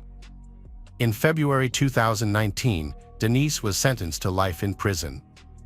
5 months later, her daughter Ansley received Mike's assets and insurance payout. Denise appealed the conviction and life sentence in January 2020. Her attorney arguing before the Florida First District Court of Appeal that there was no evidence of her direct involvement in the murder. In November 2020, Denise's murder conviction was overturned. However, her 30-year sentence for conspiracy to commit murder was upheld, and she is currently serving her sentence at the Florida Women's Reception Center. Denise is expected to be released when she is 78 years old. Brian was transferred to the Madison Correctional Institute in Florida to serve the remainder of his sentence. He is scheduled to be released on July 30, 2036, when he will be 67 years old. Ansley, Mike and Denise's daughter, maintains her mother's innocence and blames Brian. Ansley has refused to speak to the media about the case and personal life. According to Cheryl and Nick, Ansley's uncle, they have been unable to reconnect with Ansley. Cheryl expressed her sorrow, stating that she has not only lost her son but also her connection with her granddaughter. Hello again, true crime fans. We've got another mysterious case to explore. The case of Ingrid Line. Ingrid Line was born on August 2, 1975. She lived in Renton, Washington, just outside Seattle, with her 3 young daughters. Ingrid was a nurse at Swedish Medical Center in Seattle. She balanced her career with taking care of her young children. After divorcing Philip Line, who was also the father of her children, they agreed to share parenting responsibilities. Although divorced, Ingrid and Philip still maintained a friendly relationship to effectively raise their daughter together. Ingrid's world revolved around her daughters, Noelle, 10, Brooke, 8, and Reese, 6. She was devoted to their safety and happiness, willing to sacrifice whatever was necessary. On April 9, 2016, Philip Line visited Ingrid at their residence in Renton, Washington, in a visit intended to care for their children together. Philip was sure that Ingrid would be home to welcome him. But when he arrived at the house, Philip was unable to reach Ingrid by phone, so he then contacted Ingrid's mother, Jorga, for support. Jorga and Philip entered Ingrid's house using Jorga's key and began searching for Ingrid. They found Ingrid's wallet, phone, and other personal items, including her driver's license, but no sign of Ingrid. It seemed unusual for her to leave without telling anyone. Worried, Jorga decided to report Ingrid missing to the authorities. As the investigation progressed, police spoke to Ingrid's friends and neighbors, eventually learning that she had mentioned going on a date with a man the night before. A neighbor also mentioned that Ingrid had recently started seeing a man named John, which was news to Jorga and Philip. Ingrid and Jorga had previously shared phone accounts, allowing Jorga to access Ingrid's call logs. When reviewing the logs, Jorga discovered that Ingrid had made multiple calls to a number registered in Montana. Jorga became suspicious and looked up the phone number online and discovered it was linked to John Robert Charlton's Facebook account. Concerned for Ingrid's safety, Jorga sent a text message to the number on Saturday, saying she had contacted 911 to report her daughter missing. John Charlton replied, looking surprised and asking what was going on. He explained that he and Ingrid had attended a Mariners game the previous day but then broke up because Ingrid needed to take care of her children early the next morning. Even though Jorga was repeatedly asking him to talk to the police, John Charlton refused to stop responding. The case reached a new turning point on April 9, when a Seattle resident named Mike Novasio placed an emergency call to authorities. Mike reported that when he returned home, he noticed one of his recycling bins had an unusual weight, which had been left outside for collection on April 7. Mike had noticed something was wrong and had decided to investigate. When he had opened the trash can, he had been shocked to find 3 clear plastic bags, one of which had appeared to contain human remains, which was why he had immediately called the authorities. When the police and medical examiner had arrived, they had carefully examined the contents of the bags. Inside, they had found a human head, a foot, an arm, and a leg. Although the remains had shown no signs of decomposition, facial features had still been recognizable, allowing them to identify the remains as those of Ingrid. In the following days, more of Ingrid's remains had been found. Some had been discovered at a recycling facility, while others had been found in coolers at another location. Unfortunately, not all of Ingrid's remains had been found. During a search of Ingrid's home, police had found tickets to a Mariners game on her laptop dated April 8. It had been believed that Ingrid and John had attended the game scheduled for 7:10 p.m. on April 11. As a result, John had been arrested and taken for questioning. During interrogation, John had admitted knowing Ingrid and said they had been dating for about a month after meeting online. He had usually spent the night at her place. But on this particular night, he hadn't because her children would be home the next day. John had claimed that he had gone to a bar with Ingrid after the Mariners game and then driven back to her home in Renton in her car. He had said he had been very drunk and didn't remember much of what had happened after that. He had remembered having sex with Ingrid and her acting strangely, but his memory of the rest of that night had been unclear. When asked what he had done afterward, John had said he wasn't sure, but he had thought he might have slept on a sidewalk in downtown Seattle and woken up there the next morning. He guessed that Ingrid had dropped him off downtown before leaving. John had told authorities he was struggling with alcoholism and had no fixed residence. A physical examination had been conducted and John's injuries had been documented with photographs. He had had scratches on his left hand and forehead, cuts on his mouth and chin, and scratches on his chest. His ex-girlfriend had said she had seen him on April 9th and had noticed his lip was swollen and injured. John had explained his injuries by saying he had been robbed, but this had aroused suspicion among investigators due to John still having his wallet. Ingrid's car had been found by law enforcement in Belltown, a neighborhood near Seattle, on April 20th. However, this discovery raised a contradiction with John's original statement. John had claimed that Ingrid had dropped him off in downtown Seattle and then had driven back home, but evidence from the car had shown otherwise. Police had discovered trash bags in the car that were identical to the bags containing Ingrid's body parts. 3 fingerprints on the driver's door handle had matched John's, leading to his arrest on suspicion of having killed Ingrid and having stolen her car. John's arrest had been based largely on circumstantial evidence. Despite this, he had pleaded not guilty, and his defense team had argued that there had been no direct physical evidence linking him to Ingrid's murder. Initially denying involvement, John had eventually changed his plea to guilty before the trial had begun. During court proceedings, the prosecution had alleged that John had strangled Ingrid at her home and then had used a pruning saw to dismember her body in the bathtub. John had allegedly dumped Ingrid's body in multiple locations in Seattle. At her residence, police had found a nearly empty package of plastic bags identical to those containing her body. In the bathroom, authorities had discovered a 15-inch pruning saw, suspected to have been the tool used to dismember her body. They had also found human remains underneath the bathtub during their investigation. John had been sentenced to just over 27 years in prison, the maximum sentence allowed under state sentencing discretion. However, Judge Julie Spector had wanted to impose a life sentence because John's actions had been too serious. When given the opportunity to speak, John had apologized to the court and Ingrid's family, and had said that he truly regretted his evil and cruel behavior.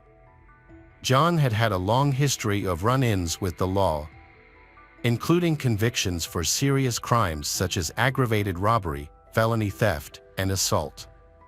He had also been arrested for theft. However, it had been his behavior at home that had worried his parents the most. In 2006, John's parents had felt threatened by their son's actions and had obtained a temporary protective order against him. According to court records, John had been struggling with the pressures of life and had been experiencing psychological instability.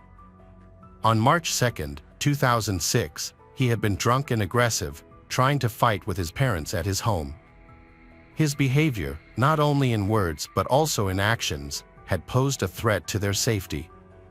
John's parents had been concerned about his possible cocaine use and his tendency to hold grudges for years. They had also noticed that when he had been drunk or on drugs, he had become scary, making them fear for their safety.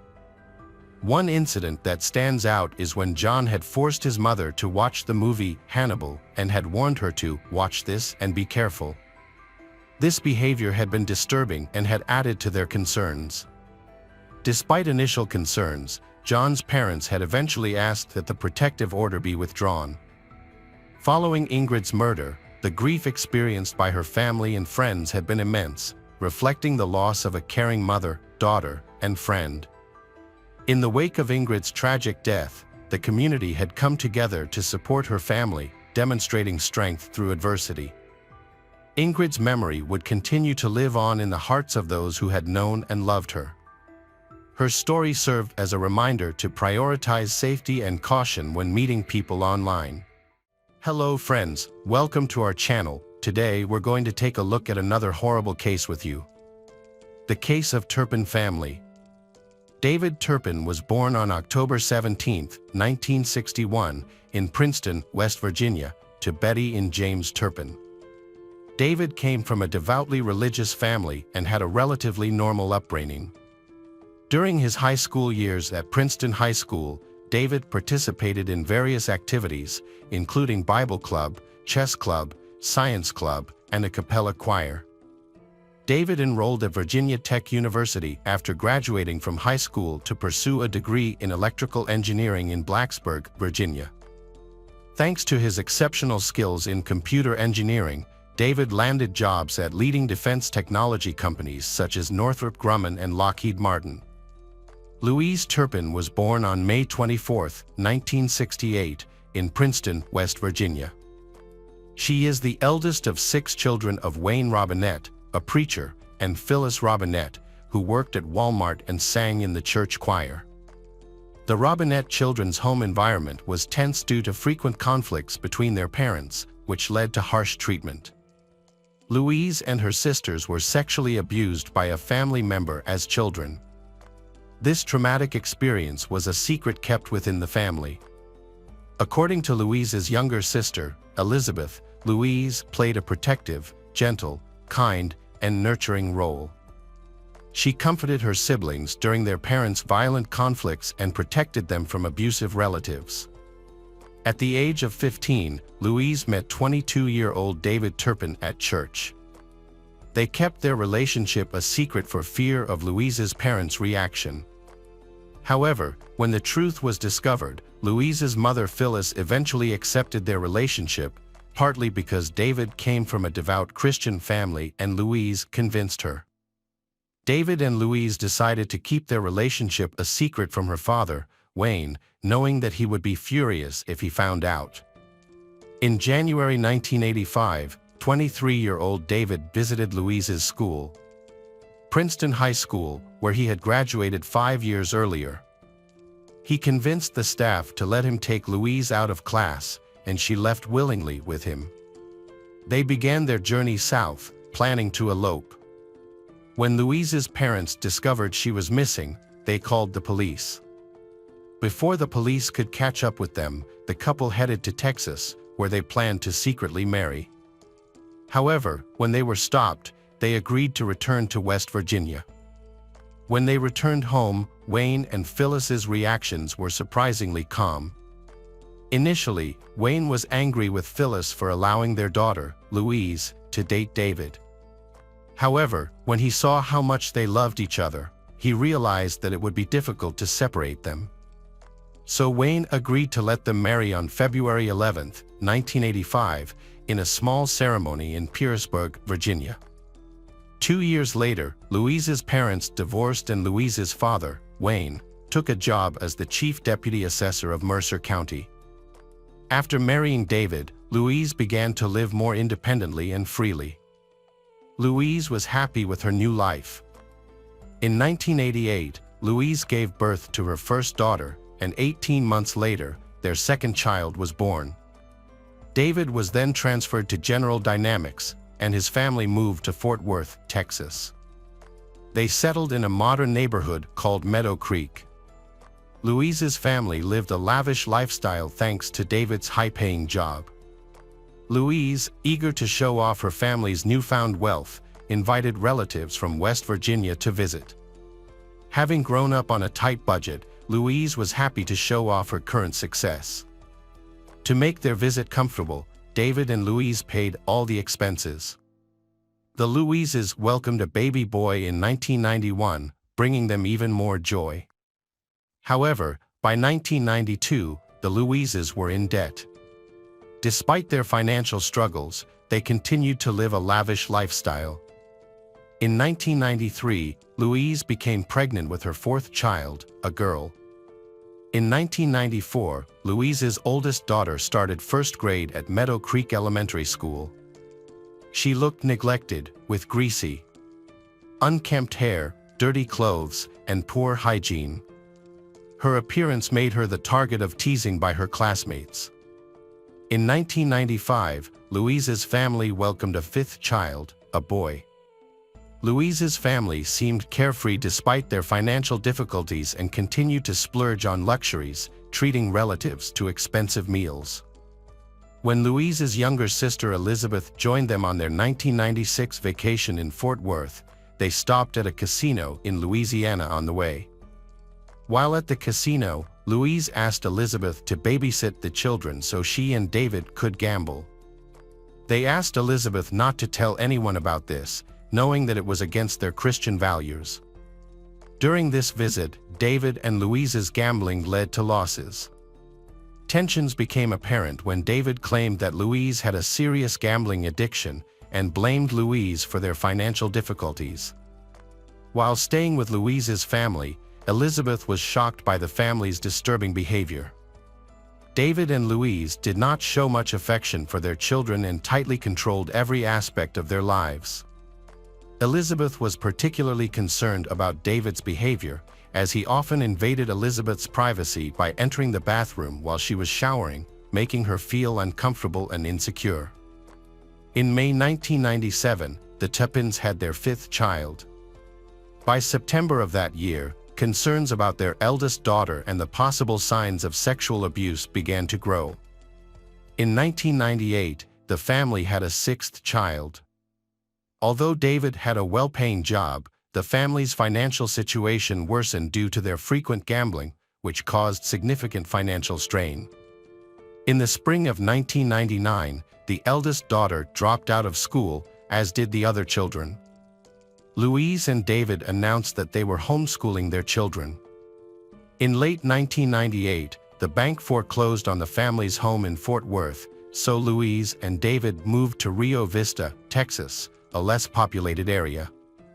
The new home that Louise and David had in Rio Vista was in serious disrepair when they moved in. It was dirty, stained, and smelled bad. Before moving into the Rio Vista home, the Louises had their seventh child. Over the next 6 years, the family added 5 more children. Over time, the parents, David and Louise Turpin, became increasingly irresponsible and abusive. They physically harmed their children, beating, choking, and whipping them with belts, often for trivial reasons such as not letting them go to the bathroom. The children were also severely neglected in terms of personal hygiene, with some only bathing once a year. Despite purchasing nutritious food, David and Louise often withheld food from their children, forcing them to starve. The parents would tease their children by leaving uneaten meals in plain sight. Instead, the children were fed cheap frozen meals, resulting in severe malnutrition. This neglect was evident in the children's slow development, pale skin, and youthful appearances that did not match their actual ages. In 2004, Louise's family moved to a nicer trailer, leaving behind their old home in Rio Vista, which had become uninhabitable due to years of neglect, garbage accumulation, and rodent infestation. In 2008, Louise Turpin, then 40, had a shocking conversation with her sister Teresa. Louise revealed that she and her husband David had abandoned their Christian education and stopped attending church. Instead, they had become interested in Satanism and used Ouija boards. Louise also confessed that she and David had engaged in wife swapping, a lifestyle that involved having sex with other couples they met online. What was even more disturbing was that they often left their younger children at home, in the care of their older siblings, while they went out to meet strangers they had met online. This drastic change in Louise, who had always been caring and responsible, worried her older sister Teresa. Despite their financial struggles, Louise's family often went to Disneyland in matching outfits, taking lots of happy photos. Louise made sure to send these photos to her family and her parents. The only indication to Louise's family that the children were okay was through these photos, which showed them appearing happy despite being very thin. In 2014, Louise's family moved to Paris, California, about 20 miles north of Murrieta. By this time, the child abuse had reached an extremely violent level. David and Louise had tied their children to their beds with ropes. If the children tried to escape, the ropes were replaced with chains and locks. The children were locked in the room for around 20 hours a day, forced to endure the stench that permeated the air. In 2015, the family welcomed their 13th and final child. Soon after, the family traveled to Las Vegas to celebrate David and Louise's 30th wedding anniversary. Faced with the horrors of their living conditions, Louise and David's 17-year-old daughter made the brave decision to seek help by reporting the abuse to the police. She climbed out of the window and quickly called the police on the phone. During a tense 20-minute 911 call, she detailed the deplorable living conditions and the countless abuses she and her siblings endured. With photographs of their desperate situation as evidence, she waited for the police to arrive. When police arrived at the scene, they witnessed a horrifying scene: a severely malnourished girl who appeared to be about 10 years old. The girl led police to the front door, where they found Louise. Upon entering the home, police immediately smelled a strong stench that made it difficult to breathe. Despite the strong odor, police continued to investigate and made a horrifying discovery: 3 younger children chained to beds. The home was in a state of extreme disarray, with trash and dirt covering the floor because there was no toilet access. Police quickly took the younger children to Riverside University Medical Center for evaluation and care, while the older children were taken to Corona Regional Medical Center. David and Louise Turpin were arrested on January 14, 2018, for child abuse and torture. Within 4 days, they faced multiple charges. Each of them was charged with 12 counts of torture, 7 counts of abuse, 6 counts of child abuse and neglect, and 12 counts of false imprisonment. David Turpin also faces a separate charge of lewd conduct with a child under 14. Among their children, a 2-year-old child showed no obvious signs of abuse. In addition to being abused, the children were treated extremely cruelly by their parents. They suffered severe physical abuse that resulted in neurological damage. The children of Louise and David lacked basic life skills and knowledge. Although their parents, David and Louise Turpin, bought them toys, the children were not allowed to play with them. They were forced to stay up until the early hours of the morning, often until 4 or 5 a.m., and were not allowed to go to bed before that time. In 2018, the court took action against the Turpin parents. On January 24, the judge ordered that David and Louise have no contact with their children for 3 years, and that all contact be through their attorney. On June 21 of the same year, the court decided that there was enough evidence against David and Louise to proceed to trial. The trial concluded on February 22, 2019. On that day, David and Louise Turpin pleaded guilty to 14 counts including torture, abuse, false imprisonment, and child endangerment. During the trial, David and Louise had an emotional reunion with their children. The children appeared to have forgiven their parents and were affectionate toward David and Louise. Each expressed a wish for their parents to be well and shared that their lives were going well. David and Louise sincerely apologized for their past actions and expressed their deep love for their children, wishing them success in life. David and Louise were subsequently sentenced to life in prison, with the possibility of parole after 25 years. As of 2022, Louise, 53, and David, 60, are both eligible for parole in 2037. The severe abuse and neglect in their home shocked the community and beyond. The community came together to support the children, giving them hope and a new start in life. Hi everyone, thanks for returning. Let's unravel another perplexing mystery. The case of Mackenzie Lueck. Mackenzie Lueck was born on March 8, 1996, to Diana and Gregory Leck. Her father worked in healthcare logistics and administration, and her mother was a homemaker. Mackenzie grew up in El Segundo, a city in Los Angeles County, California, with an older brother and 2 younger brothers. Mackenzie attended El Segundo High School, where she was a member of the swim team and played water polo. Mackenzie was a hardworking student with a strong interest in art, music, and animals. Mackenzie attended the University of Utah, where she majored in kinesiology and nursing and was a member of the Alpha Kappa Omega sorority. While in college, Mackenzie shared her feminist views and switched her political orientation from major party to conservative third party. Mackenzie worked at a biotesting company in Salt Lake City. Mackenzie wanted to pursue a career in health sciences, discussed with her counselors plans to attend nursing or medical school, and expected to graduate in May 2020. The Mackenzie family lived a normal life until everything changed on June 17, 2019. On that day, Mackenzie returned to Salt Lake City, Utah, after her grandmother's funeral.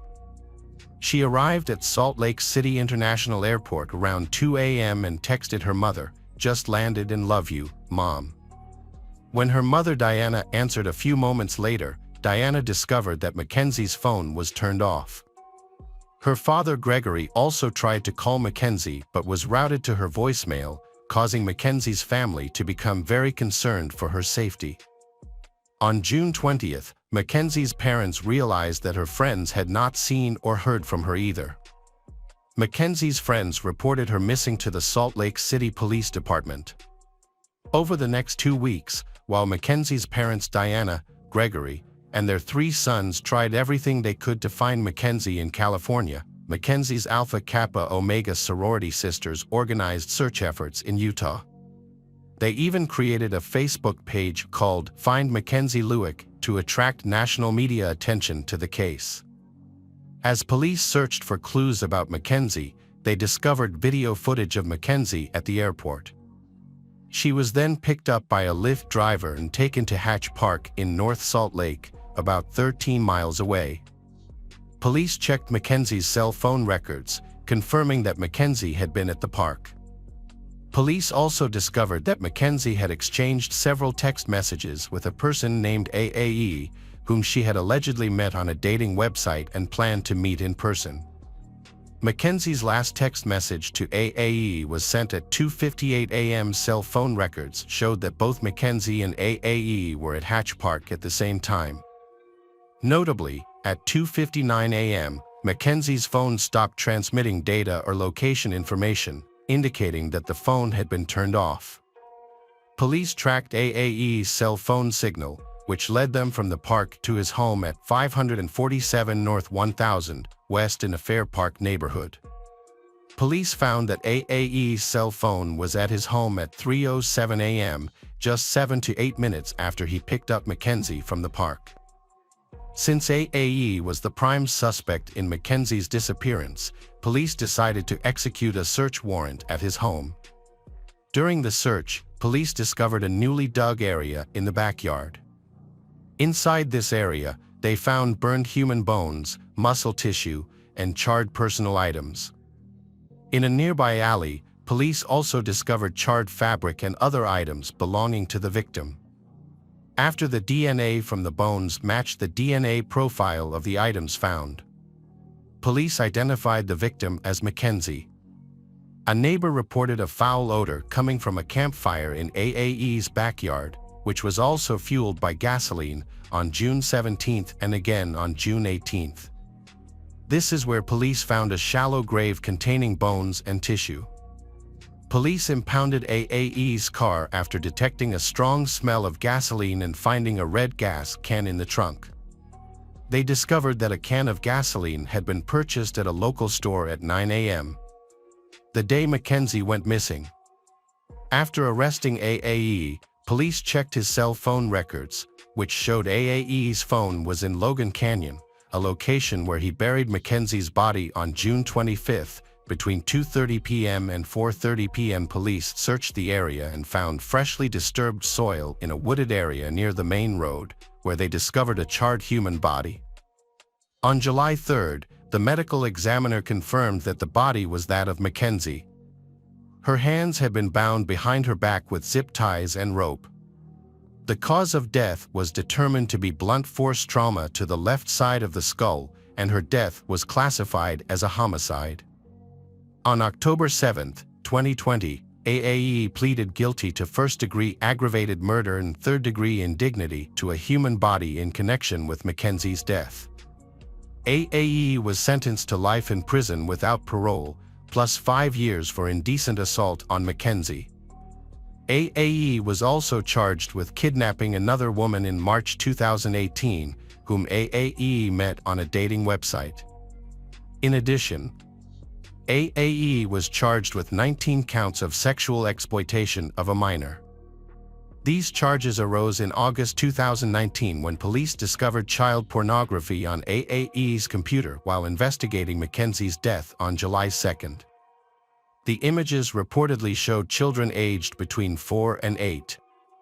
On October 1, 2020, AAE pleaded not guilty to these charges and the pornography charges were eventually dismissed. The tragic death of Mackenzie Lueck has had a profound impact on her family, friends, and the entire nation. Her cheerful personality, zest for life, and desire to make a positive impact were suddenly ended by a senseless act of violence. Mackenzie's story serves as an important reminder to always be cautious and safe, especially when using online dating services. Rest in peace, Mackenzie Lueck. Detectives. Welcome back. We've got another mysterious case to explore. The case of Valentina Tres Palacios. Valentina Tres Palacios was born on December 16, 2001, in Bogota, Colombia.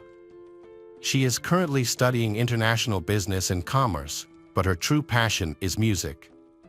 Since childhood, she has loved music and pursued this passion by studying and becoming a professional DJ. After receiving her DJ certificate, Valentina started her career in Colombia and quickly made a name for herself due to her talent and exceptional musicality. Throughout her career, she has made many friends from different countries. Valentina has had the opportunity to travel to many countries to perform and showcase her talent. She has performed with famous musicians and has toured more than 20 cities in her country. She has also participated in important international events, including festivals in Colombia, Chile, Mexico, Brazil, and Peru. With her talent and musicality, Valentina has been recognized as having a bright future ahead. She is loved and sought after across the country and regularly performs at top nightclubs. Valentina is a cheerful young woman who is always smiling and loves to party. She also maintains social media accounts where she shares her performances and updates her followers on her daily life. Valentina shares two important aspects of her life on social media: her growing popularity in the music industry and her romantic relationship with John Poulos, an American she met online in late 2021. As their relationship progressed, their communication improved significantly. Initially, Valentina was not looking for a serious relationship, but she eventually became attracted to John, and their relationship turned into a romance. John Poulos, a resident of the United States, showed a deep interest in Valentina's life. Valentina invested a lot in their relationship, and John supported her financially to help achieve her dreams. Valentina took a cosmetic course, which included hyaluronic acid injections into her lips, and later, enhancements to her cheekbones. John also recommended surgery in silicone breast implants, which significantly changed her appearance within a few months. These changes made Valentina the talk of the town.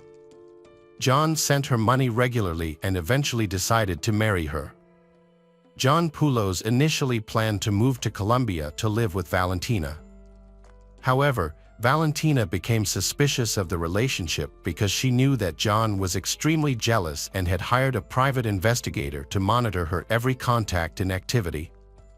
By January 2023, John had committed to marrying Valentina and began arranging the necessary paperwork. He had also rented an apartment in the northern part of Bogota, where he planned to spend weekends with Valentina until they found a permanent place to live. However, on January 22, 2023, a garbage collector discovered a blue suitcase in a dumpster near a park in Colombia.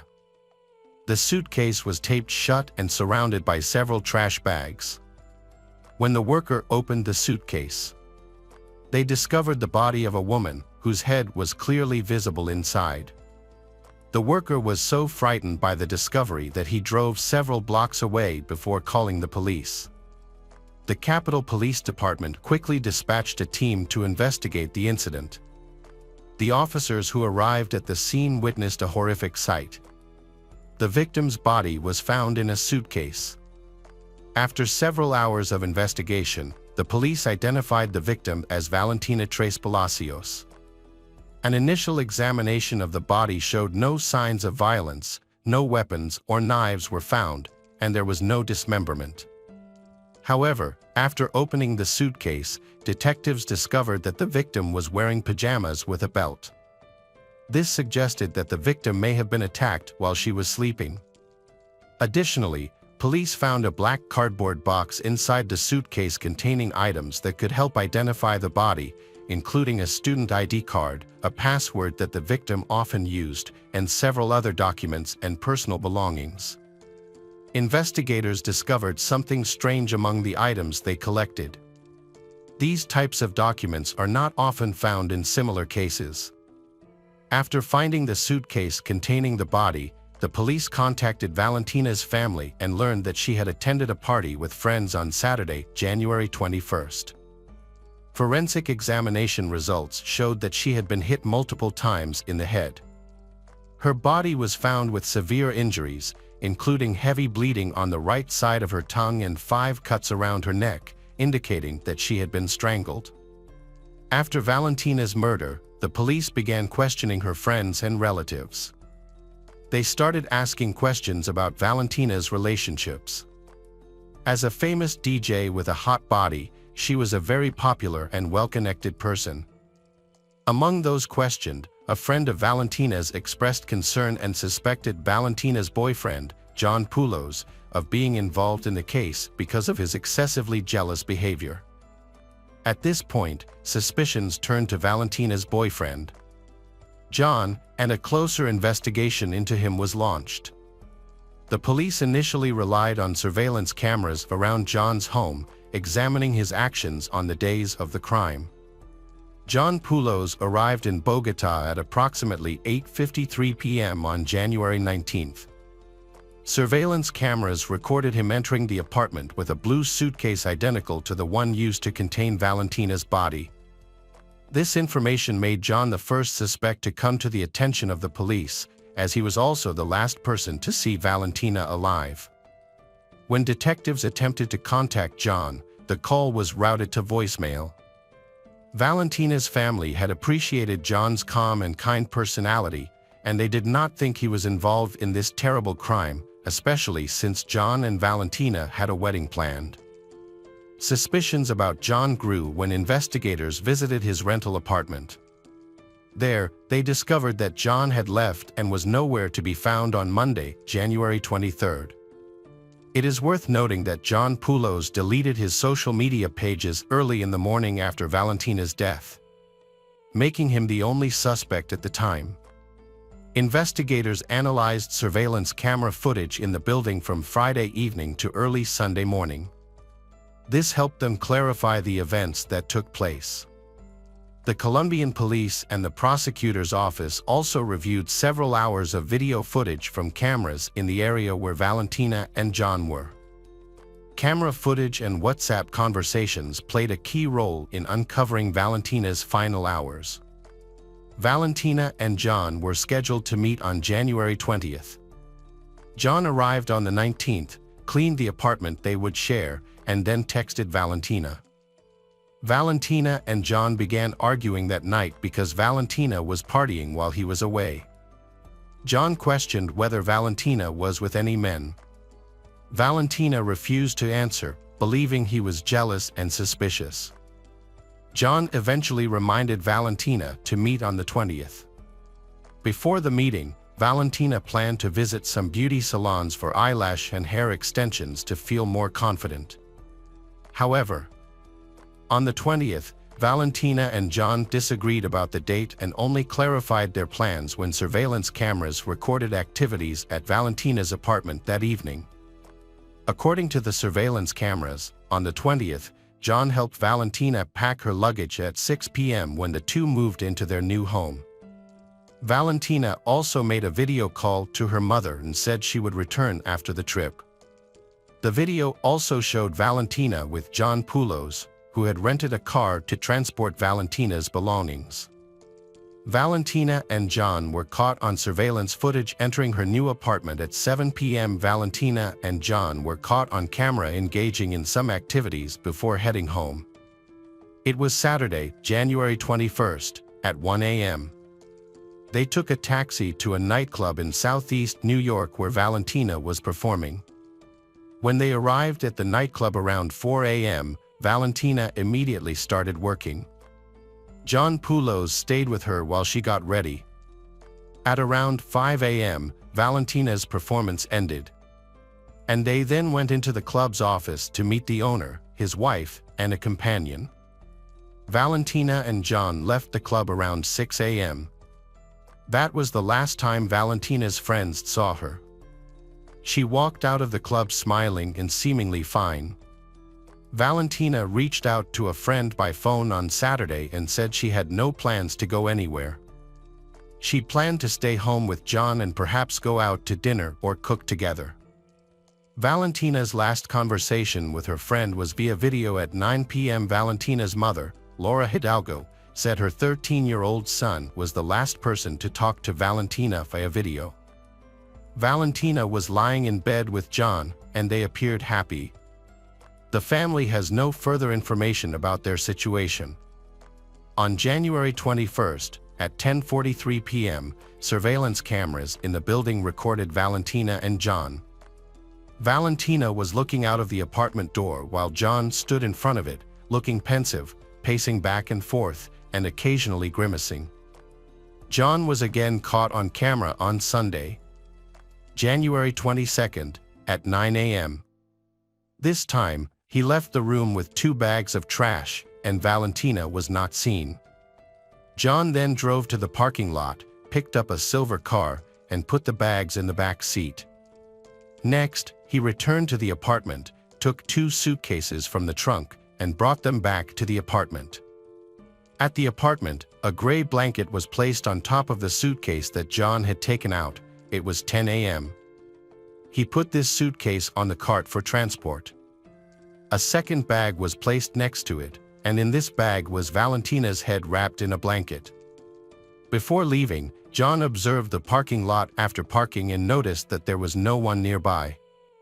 He also checked the area around the elevator to make sure no one was getting off. Then he quickly returned to the car and tried to lift the heavy suitcase into the trunk. Finally, he took the bag and put it in the car, then drove away. The surveillance camera recorded the car circulating at various points in the city. Around noon, John appeared to be looking for a safe place to dump the suitcase. The car then pulled into a parking lot and parked near a dumpster. At 3 p.m., John got out of the car, looked around to see if anyone was following him, then took out the suitcase, which appeared to be very heavy, and threw it into the dumpster. He then returned to the car, took out a bag, and placed it in the dumpster before closing the lid and exiting the parking lot. The car then traveled west until it reached El Dorado International Airport, where John was last seen at 4:30 p.m. The Department of Homeland Security announced a $1 million reward on Monday, January 23rd, for information leading to the arrest of John Tres Palacios.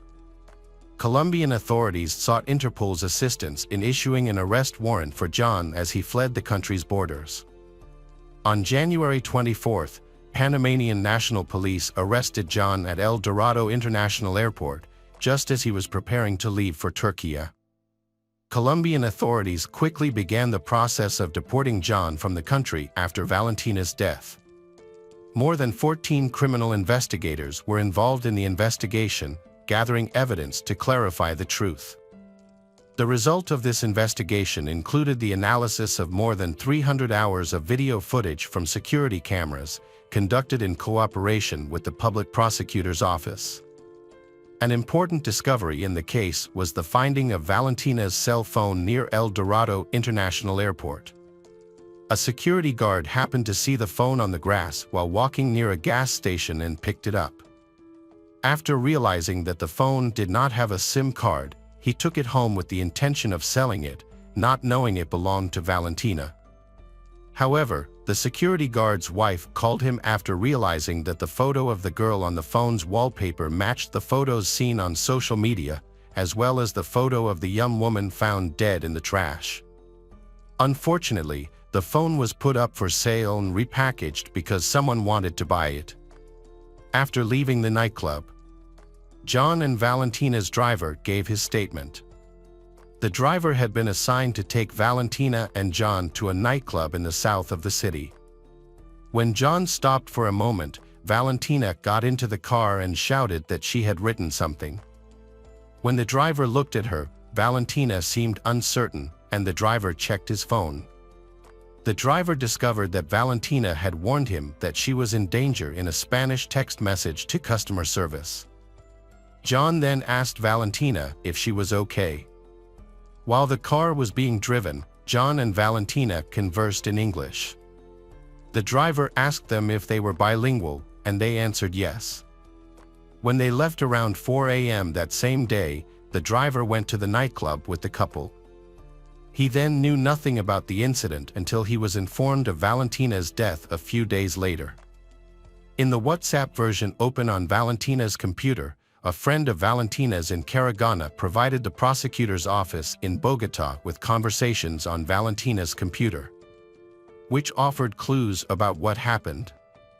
One of the key pieces of evidence found in the investigation of Valentina's case was a discovery by one of her friends, who found the suitcase containing her body.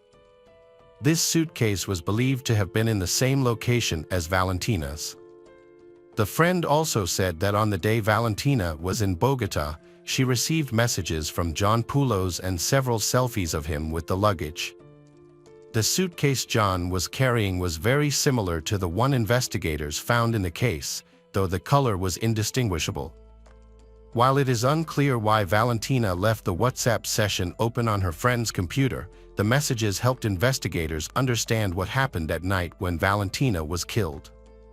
Forensic investigators determined that she died of asphyxiation due to being strangled with a rope. There were also signs of violence on her body. The autopsy revealed that Valentina died in her sleep. Criminologists came to this conclusion because she was wearing pajamas. All the evidence pointed to John Poulos being present at the scene. However, in the indictment, John did not admit responsibility for Valentina's death. He argued that his arrest in Panama was illegal because he did not have a lawyer to assist him. John was not proficient enough in Spanish, and a translator was not present during the 5-hour hearing. John was charged with involvement in Valentina's death and deleted his social media accounts. John Poulos was born on May 19, 1987, in Wisconsin, USA. He is married and has 3 children. However, he also has a criminal record related to violence against women, including a restraining order from his ex-wife. One of the women who had a relationship with John Poulos revealed that he frequently visited pornographic websites, spending up to 5 to 6 hours a day on them. She also commented that John often exhibited strange behavior, such as fantasizing in telling ghost stories. Another model who interacted with John Poulos on social media said that she knew him as being from Texas, USA. She stopped contacting him after he made a strange comment, including the words jealous and death. Specifically, John asked her, "If I was at a bar, would you be willing to talk to me?" When the woman refused, John replied, "There's a chance one of us will die of jealousy." The woman also said that although John donated money to her, she never chatted with him via video because his communication style was often erratic. It's important to note that John also displayed some suspicious behavior towards Valentina. He contacted Valentina on social media and began sending her money persistently and consistently.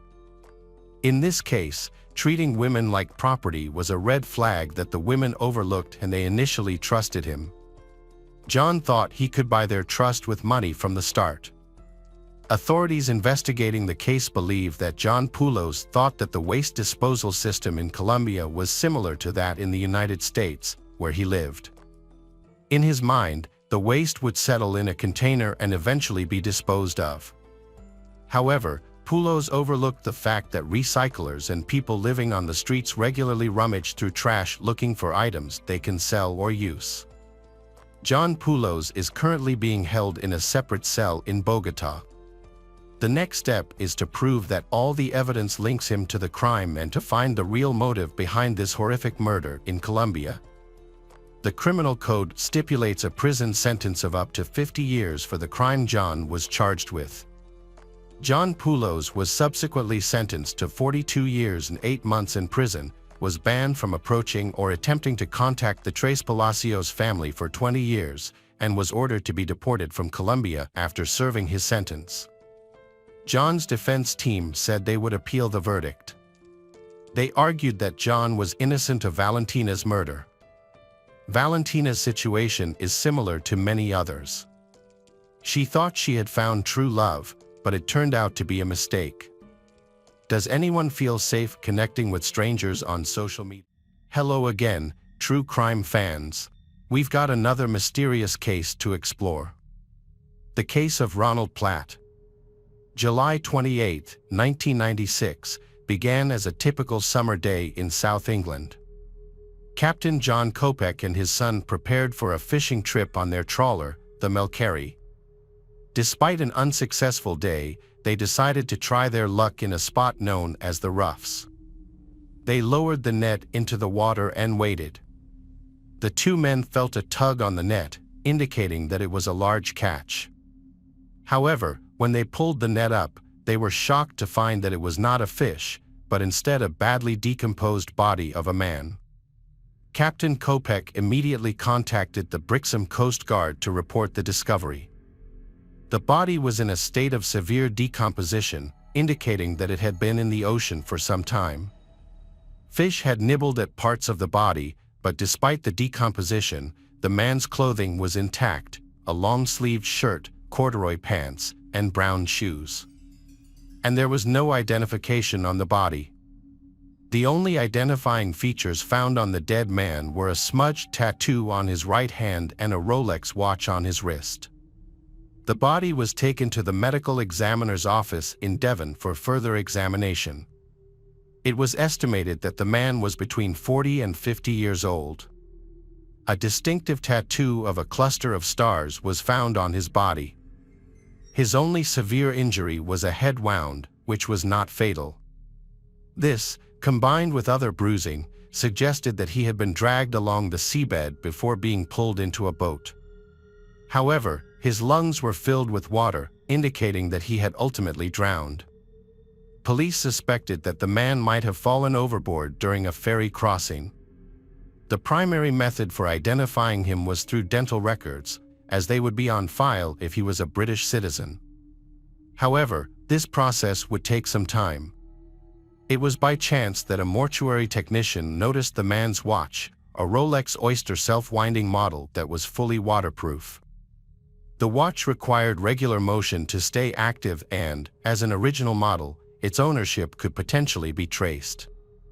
Police examined the watch found on the unidentified man and discovered a crucial clue. The calendar feature showed the date July 22, indicating that the man had likely drowned 2 days earlier, on July 20, 1996. Further examination revealed a serial number hidden between the wristband and the watch face. Police sent this number to Rolex to verify its authenticity and determine who owned the watch.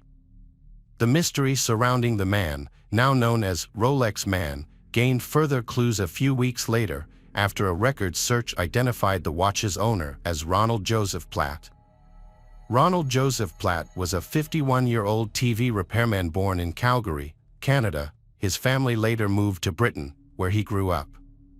Ronald remained unmarried and had served in the British Army as part of his national service. Those who knew him well described Ronald as a quiet and introverted man with a deep love for his native Canada. Ronald bought a Rolex watch in Germany in 1967, which became one of his most prized possessions. Ronald was so attached to the watch that, according to his former partners, he even wore it in the shower. Detective Constable Clenaghan from the Devon and Cornwall Police was assigned to the case from the start. The police investigation revealed that Ronald's last known address was in Essex, which was hundreds of miles away from where his body was found. Clenaghan contacted the Essex Police Department for assistance. Inspector Peter Redmond offered to visit the address to help with the investigation. When he visited the house, Peter found it vacant. Peter then contacted the owner and was told that the owner had moved out some time ago. However, Peter was provided with a letter of introduction that could assist in the investigation. The letter provided the address and contact details of a man named David Davis. Detective Peter called the number and got in touch with Davis. Before delivering the news, Peter asked Davis about his relationship with Ronald. Peter then informed Davis that a body had been found in Devon that was likely to be his friend. Davis agreed to meet with the police in Essex to discuss the matter further. When they met, Peter found Davis to be friendly and confident, but surprisingly calm, and asked very few questions about Ronald's death. Davis and Ronald had been friends for several years. Davis hadn't seen Ronald in over 3 months, and the last time they met, Davis had given him a loan to start an electrical business in France. Since then, Davis had assumed Ronald was living in France.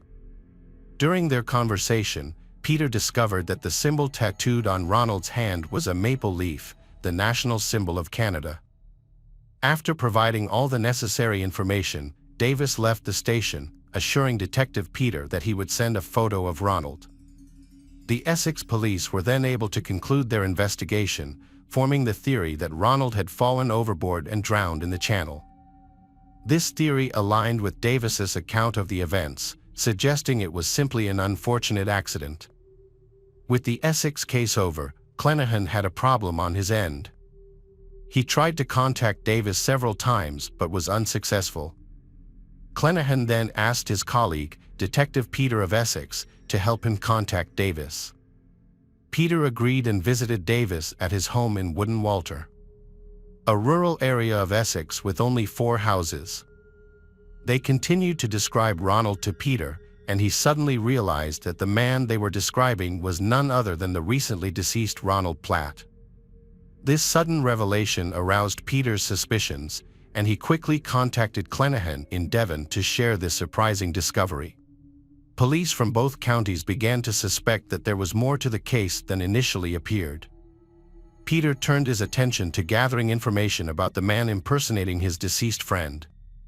Peter visited an elderly couple, Frank and Aubrey, who shared with him the story of Ronald Platt, a young man with a wife and 2 young children.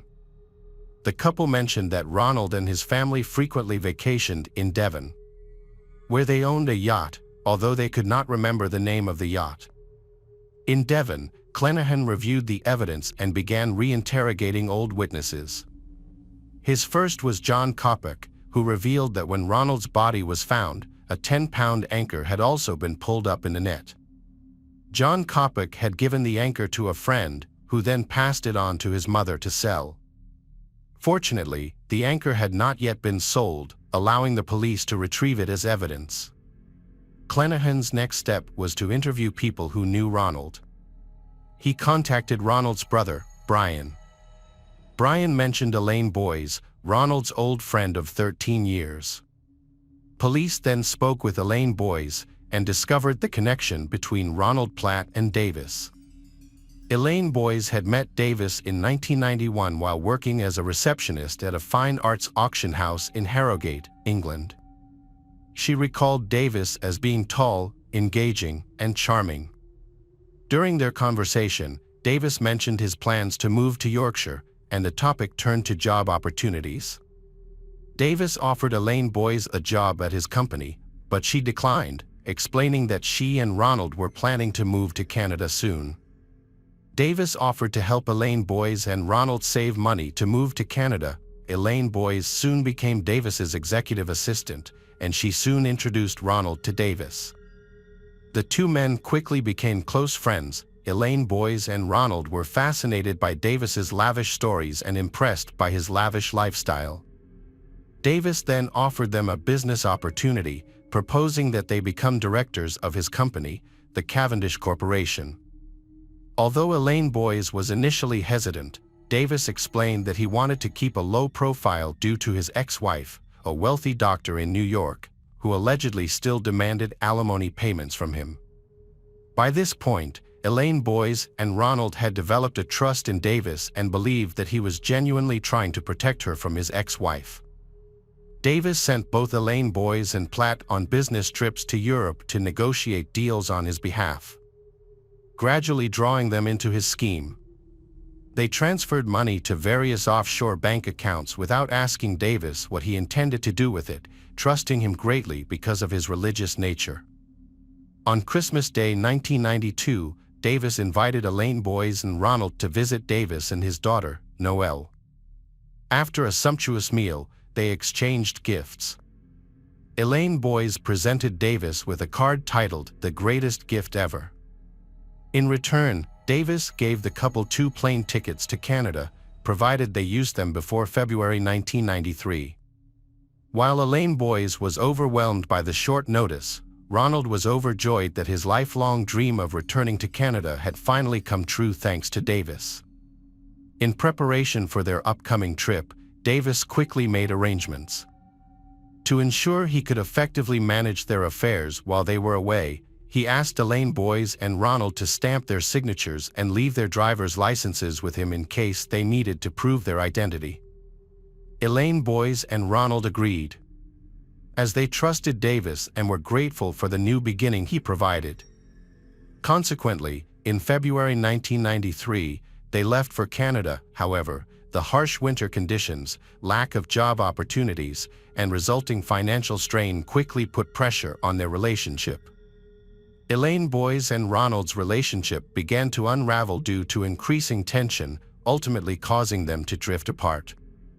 5 months later, Elaine Boyes traveled to England to serve as a bridesmaid at her sister's wedding, with no intention of returning to Canada. Davis, who had become a family friend, was also invited to the wedding. During the event, he spoke with Elaine Boyes and asked about Ronald. Upon learning that Elaine Boyes had ended her relationship with Ronald and would not be returning to Canada, Davis was upset. He attempted to persuade Elaine Boyes to give Ronald another chance, but she refused. Davis packed up his life, said goodbye to Elaine Boyes, and left her with his mobile number. However, their friendship eventually dissolved, and the phone calls ceased. Ronald and Elaine Boyes had lost contact. Ever since Elaine Boyes moved away from Canada, she had not heard from Ronald, her former lover, or Davis, who had been her best friend. So when Davis suddenly contacted Elaine Boyes in late 1996, their conversation was somewhat awkward. They barely exchanged any important information, and surprisingly, Davis did not even mention Ronald's name. The conversation was brief, and they did not keep in touch after that. He failed to tell her that Ronald was dead. After the interview, Elaine Boyes suspected Davis was involved in Ronald's death. Police needed more concrete evidence. They started questioning witnesses.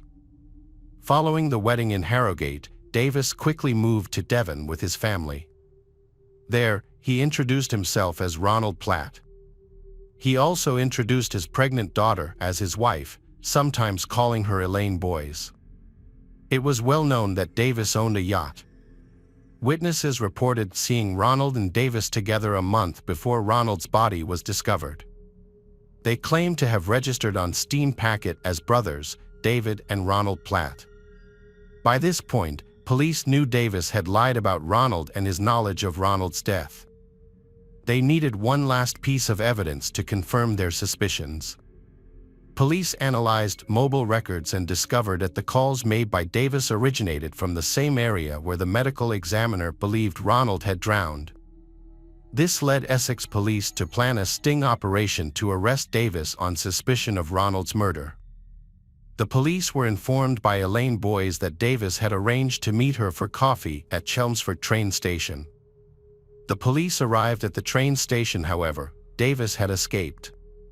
Not giving up, Detective Peter decided to drive to the Davis family home. Pete called for backup. He speculated that Davis might be armed.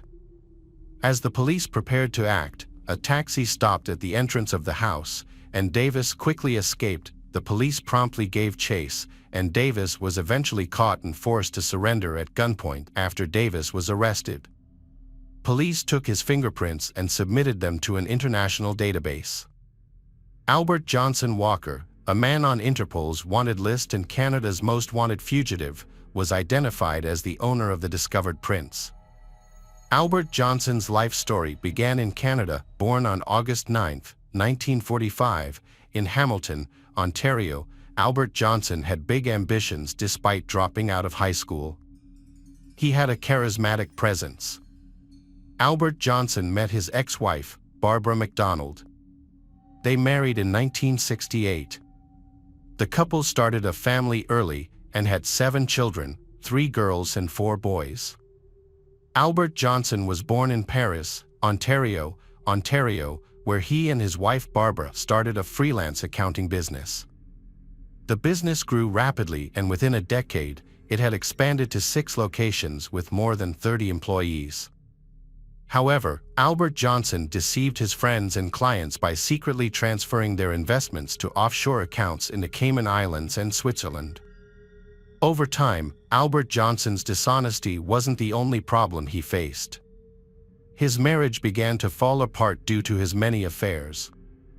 Furthermore, those he had stolen money from began to become suspicious. With his empire on the brink of collapse, Albert Johnson decided to go on the run in 1990. Under the pretext of taking his 15-year-old daughter Sheena on a skiing trip to Europe, Albert Johnson escaped. Barbara discovered the incident and, concerned for her daughter's safety, reported her missing.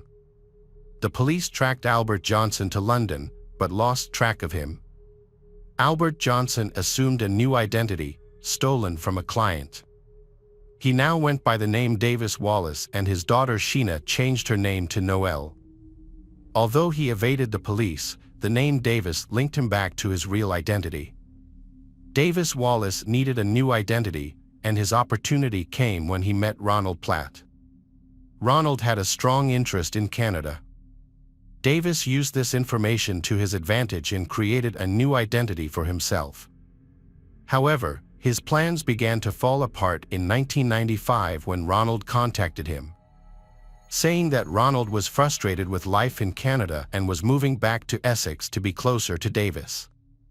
This development posed a problem for Davis, as having 2 Ronald Platts with the same birth date in the same area would have raised suspicion. To solve this problem, Davis came up with a plan. He bought a yacht, the Lady Jane, and took his family and Ronald to Totnes and Devon to celebrate the launch. During this trip, Davis and Ronald purchased a new 10-pound anchor. Davis invited Ronald to Devon for the weekend to go fishing and enjoy the coast. Davis took Ronald to his boat, the Lady Jane, far enough from shore to avoid detection. Once alone, Davis hit Ronald over the head with the anchor, knocking him unconscious. Davis then searched Ronald's pockets for identification and retrieved it. Davis tied the anchor to Ronald's waist to weigh him down and threw him into the water, intending to make it look like an accident. However, Davis made the mistake of leaving Ronald's Rolex watch on his wrist, which was later used to foil the carefully planned crime and bring Davis to justice. Davis's trial began in 1998. During the trial, some key evidence was presented to the court. The anchor found in the net along with Ronald Platt's body. Forensic experts analyzed the wound on Ronald's head and determined that it matched the shape of the anchor.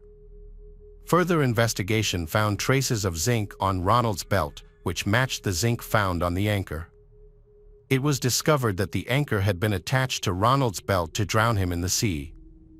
A search of the yacht, Lady Jane, also uncovered significant evidence. Hairs matching Ronald's were found on a cushion, and his fingerprint was discovered on the bag that had been used to carry the anchor back to the yacht. Additionally, blood was found near the rails, providing further evidence to the case. Davis's hoarding habits cost him, as documents were seized and used to prove his sham business ventures and his trail of deception.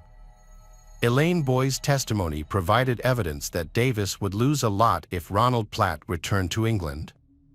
And his daughter Sheena testified that Davis had been out on a yacht and looked disheveled and agitated when he returned later that day of the murder. Sheena also spoke candidly about life with Davis and how she was constantly harassed by her father and feared for her own safety. Supreme Court Justice Neil Butterfield said Davis was an extremely intelligent and ruthless individual who posed a threat to others. He stated that Davis's crimes were carefully planned and executed with precision. As a result, Davis was sentenced to 15 years to life in prison. In 2005, he was allowed to move to Canada to serve his sentence. 2 years later, at the age of 61, Davis was given an additional 4-year sentence to be served concurrently. In 2015, Davis applied for parole but withdrew it at the last minute. To our channel, today we're going to take a look at another horrible case with you. The case of Shannon Christian. Hugh Christopher Newsom Jr., commonly known as Christopher, was born on September 21, 1983 in Knoxville, Tennessee, to Mary and Hugh Newsom in a large, loving family. As the youngest child, he was doted on by his family.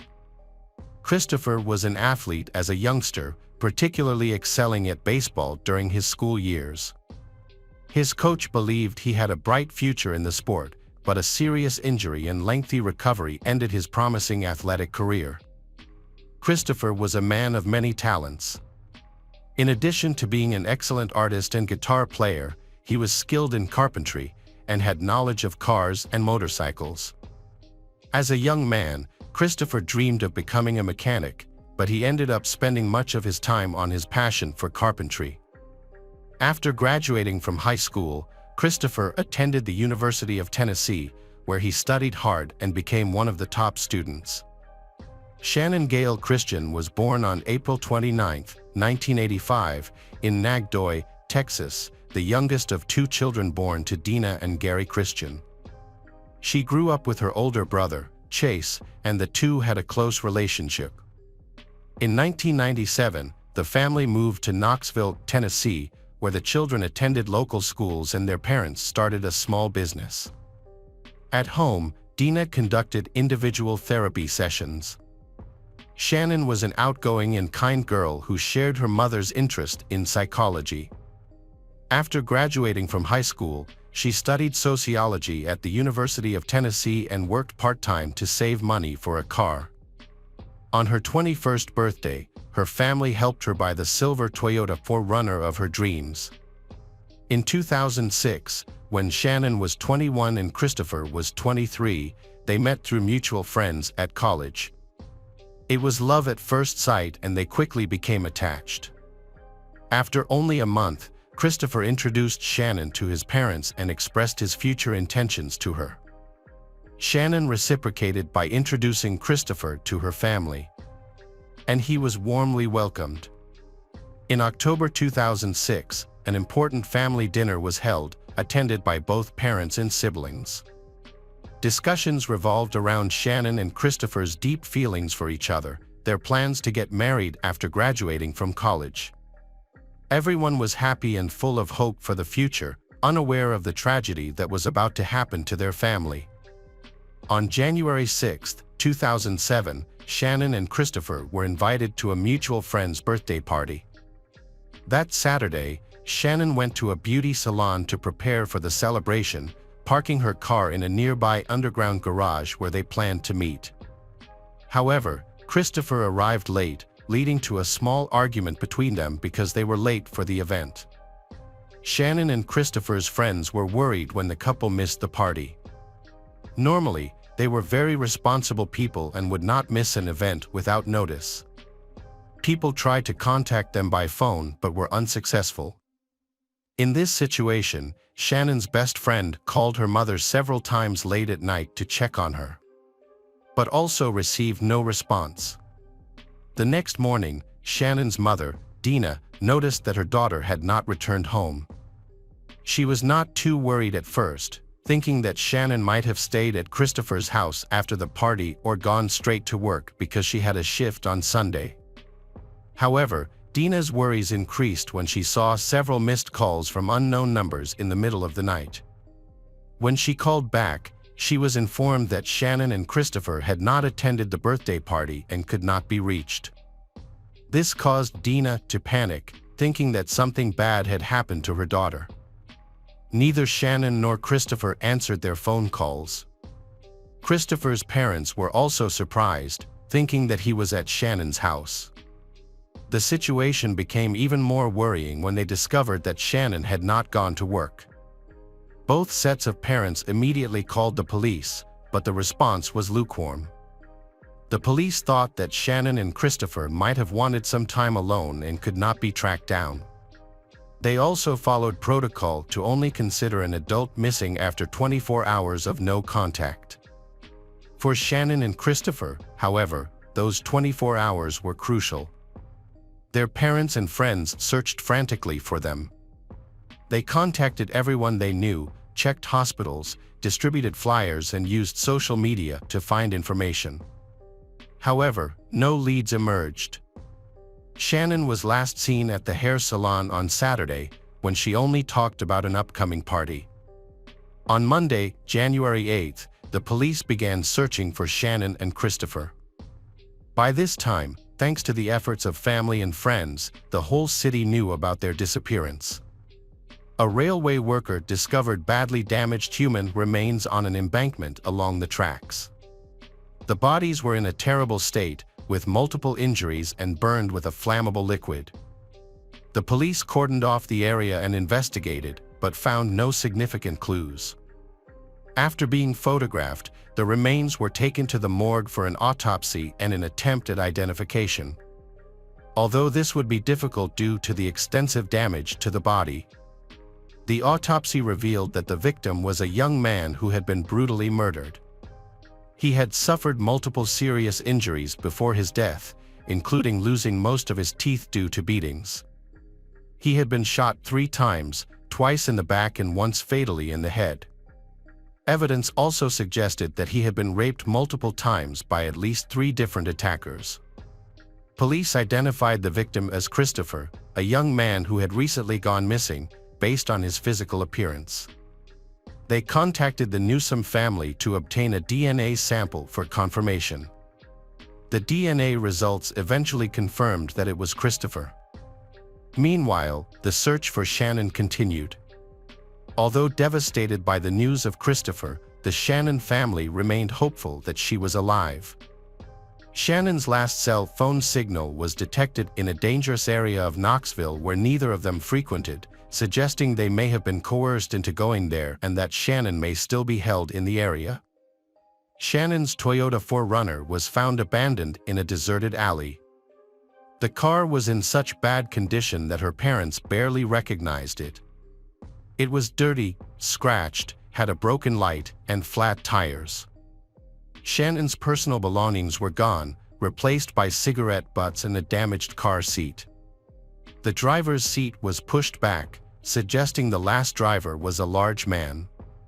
An envelope with the address 2316 Chipman Street was found between the seats.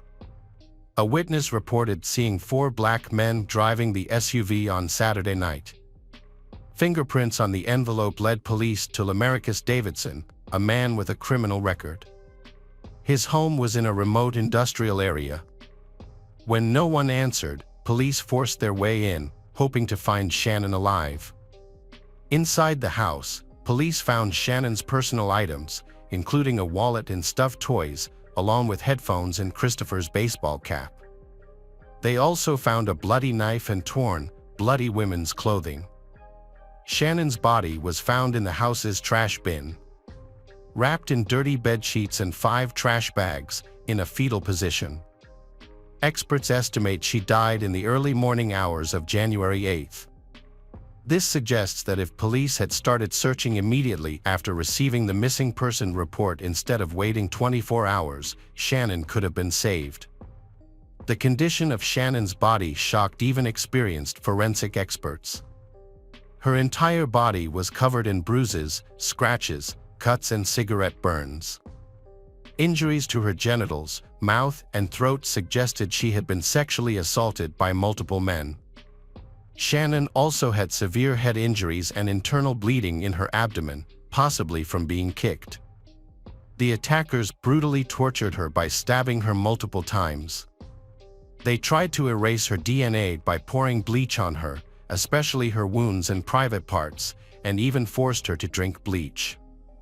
They then wrapped her in a garbage bag, stuffed her in a trash can, and covered her up. She slowly died of suffocation and blood loss, unable to escape or call for help. 5 suspects have been identified in the murders of Shannon Christian and Christopher Newsom. Lamarcus Davidson, the main suspect, was immediately sought. Police are also looking for Eric Boyd, another suspect in connection with the crime scene. Eric was arrested on January 11 and cooperated with the investigation, claiming his innocence. He revealed where Lamarcus was hiding and led police there. He was arrested without resistance. When he was arrested, he was wearing the shoes of the deceased victim. During questioning, Lamarcus tried to minimize his role by claiming to be the victim. He said Shannon and Christopher had come to his house to buy drugs but had gotten into an argument with an acquaintance of his. He claimed he had left to avoid involvement and the violence that had occurred in his absence. Subsequent interviews revealed 3 more people involved: Davidson's friend George Thomas, LaTalvis Cobbins, and Vanessa Coleman, 18. The 5 suspects were arrested and held separately for questioning. They blamed each other, inadvertently revealing details of the crime. From their fragmentary statements, police were able to reconstruct the sequence of events and the roles each person played in the crime. Lamarcus, a newly paroled man, was having financial difficulties. He had started dealing drugs and needed a car to make deliveries. He decided to steal a car from an underground parking lot without security cameras and went there with his accomplices. Unfortunately, Shannon and Christopher were in the parking lot at the time and were arguing. The gang decided to kidnap them so as not to leave any witnesses. They held them at gunpoint and put them in the trunk of the car. The couple were taken to Lamarcus's house, where they were brutally beaten and raped. After midnight, Christopher was forced into the trunk of the car, naked and barefoot. He was taken to the train tracks, forced to walk on gravel, and shot twice in the back and once in the head. His body was then doused with flammable liquid and set on fire to destroy the evidence. After attacking Christopher, the gang returned to the house, where Shannon was still tied up. The next day, she was subjected to brutal torture, causing severe injuries to her entire body. They eventually doused her with bleach and stuffed her into a plastic garbage bag while she was still alive, causing her to slowly suffocate. It is unclear when Vanessa Coleman joined the group. She claimed that she was forced to participate in the crimes. However, Eric pointed out that Vanessa was Lamarcus' girlfriend and participated willingly, even taking Shannon's jewelry and phone. The investigation determined that Lamarcus Davidson, born in 1981, was the leader of the group and the main instigator of the brutal acts. Lamarcus attempted to deflect blame and minimize his role, while placing the blame on the dead victims. Lamarcus was convicted of 40 counts, including assault, kidnapping, robbery, and premeditated murder. The jury unanimously decided to sentence Lamarcus to death for his brutal acts. LaTalvis Cobbins, born in 1982, initially faced the death penalty for torture, assault, and participation in the murder. He was eventually sentenced to life in prison without parole. George Thomas, born in 1983, was also sentenced to the same sentence for similar crimes, with no chance of parole. Eric Boyd cooperated with the investigation and helped capture Lamarcus, and was sentenced to 18 years in prison. The victim's family said the sentence was too lenient. Vanessa Coleman, the only woman involved in the atrocities, was sentenced to 53 years in prison. In 2011, the case took a surprising turn when the presiding judge resigned due to drug addiction, calling his ability to judge into question. The verdicts from the previous 2 years were overturned, leading to a retrial, including the case of Christian and Christopher. A new judge was appointed to retry all 5 defendants. As a result, Lamaricus was still sentenced to death. Latalvis continues to serve life without parole. George was sentenced to life with the possibility of parole after 51 years. Vanessa had her sentence reduced from 53 years to 35 years. Her appeal in 2014 was rejected, and her request for parole in 2017 was also denied. In 2020, the parole board decided that she must continue serving her sentence until at least April 2032. Eric Boyd's case took a significant turn. Initially, he received a shorter sentence for cooperating with investigators. However, new evidence later proved his involvement in the assaults and deaths of both victims. At his retrial, his accomplice George testified against him, revealing previously unknown details about Eric's role. As a result, Eric was sentenced to life in prison without the possibility of parole. George, who originally faced the possibility of parole after 51 years, had his sentence reduced by 15% for his testimony, provided he maintains good behavior. Eric's attempts to appeal his new sentence were unsuccessful, and he is currently incarcerated at the Bledsoe County Correctional Complex. Lamaricus continues to be held at the maximum security Riverbend institution as he awaits execution. The case had a profound impact on the public and legal system. It received extensive media coverage and resulted in the passage of 2 new laws. The first law was designed to protect victims from attempts to defame them or shift blame onto them during trials. This legislation was a direct response to the defense team's strategy, which falsely portrayed the murdered students as drug users and thrill seekers in a dangerous area. These baseless accusations caused significant distress to the victims' families. The second law removed the requirement for a judge's signature on a unanimous jury verdict. If this law had been in effect during this case, it could have avoided the need for retrials and sentence reviews. The house at 2316 Chipman Street, where the young couple was tortured, was demolished in the fall of 2008. A memorial was built there to honor Shannon Christian and Christopher Newsom. In Christian's memory, a golf tournament and a charitable foundation were established to support violence victims. Similarly, a foundation in Newsom's name was created, hosting annual memorial baseball tournaments at Halls Park and offering a scholarship named after him, as he was a student and former baseball player. Initially, the media misrepresented details of the case, whether accidentally or intentionally, despite the public outcry and widespread attention. Many people believed that differences in reporting and delays in coverage were racially motivated because the victims were white and the perpetrators were African American.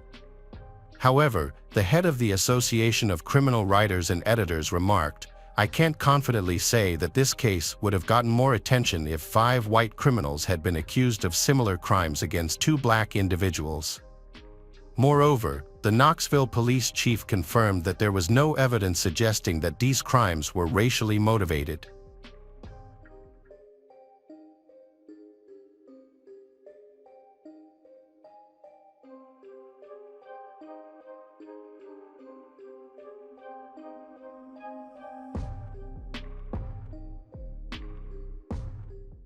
Hi everyone, thanks for returning. Let's unravel another horrible case. The case of Jack and Jennifer Edwards.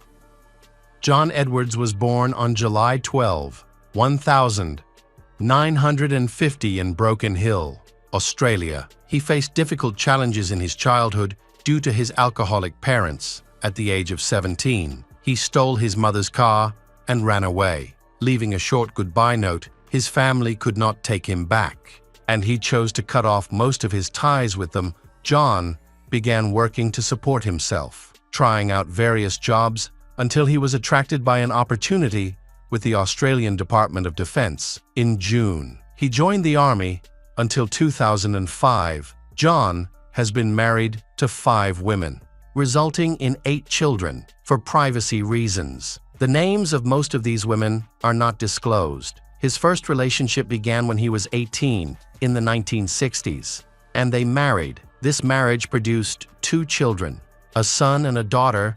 John's first wife described him as controlling. He would restrict her spending money and occasionally come home late without notice. But overall, she was happy with their life. However, after a vacation in the United States with their children, the wife then noticed that John was frequently texting another woman he met in Boston. Unable to forgive him for his infidelity, she decided to end their relationship. John stayed in the United States with his mistress and wanted to keep the children, but his ex-wife took them with her that year. He married the Boston woman, but their marriage quickly ended. Due to his aggressive behavior, John returned home alone and tried to reconnect with his first wife. He often visited his children on weekends. Over time, his son and daughter became afraid of his outbursts. His relationship with his ex-wife also began to deteriorate. John's behavior became increasingly out of control, and eventually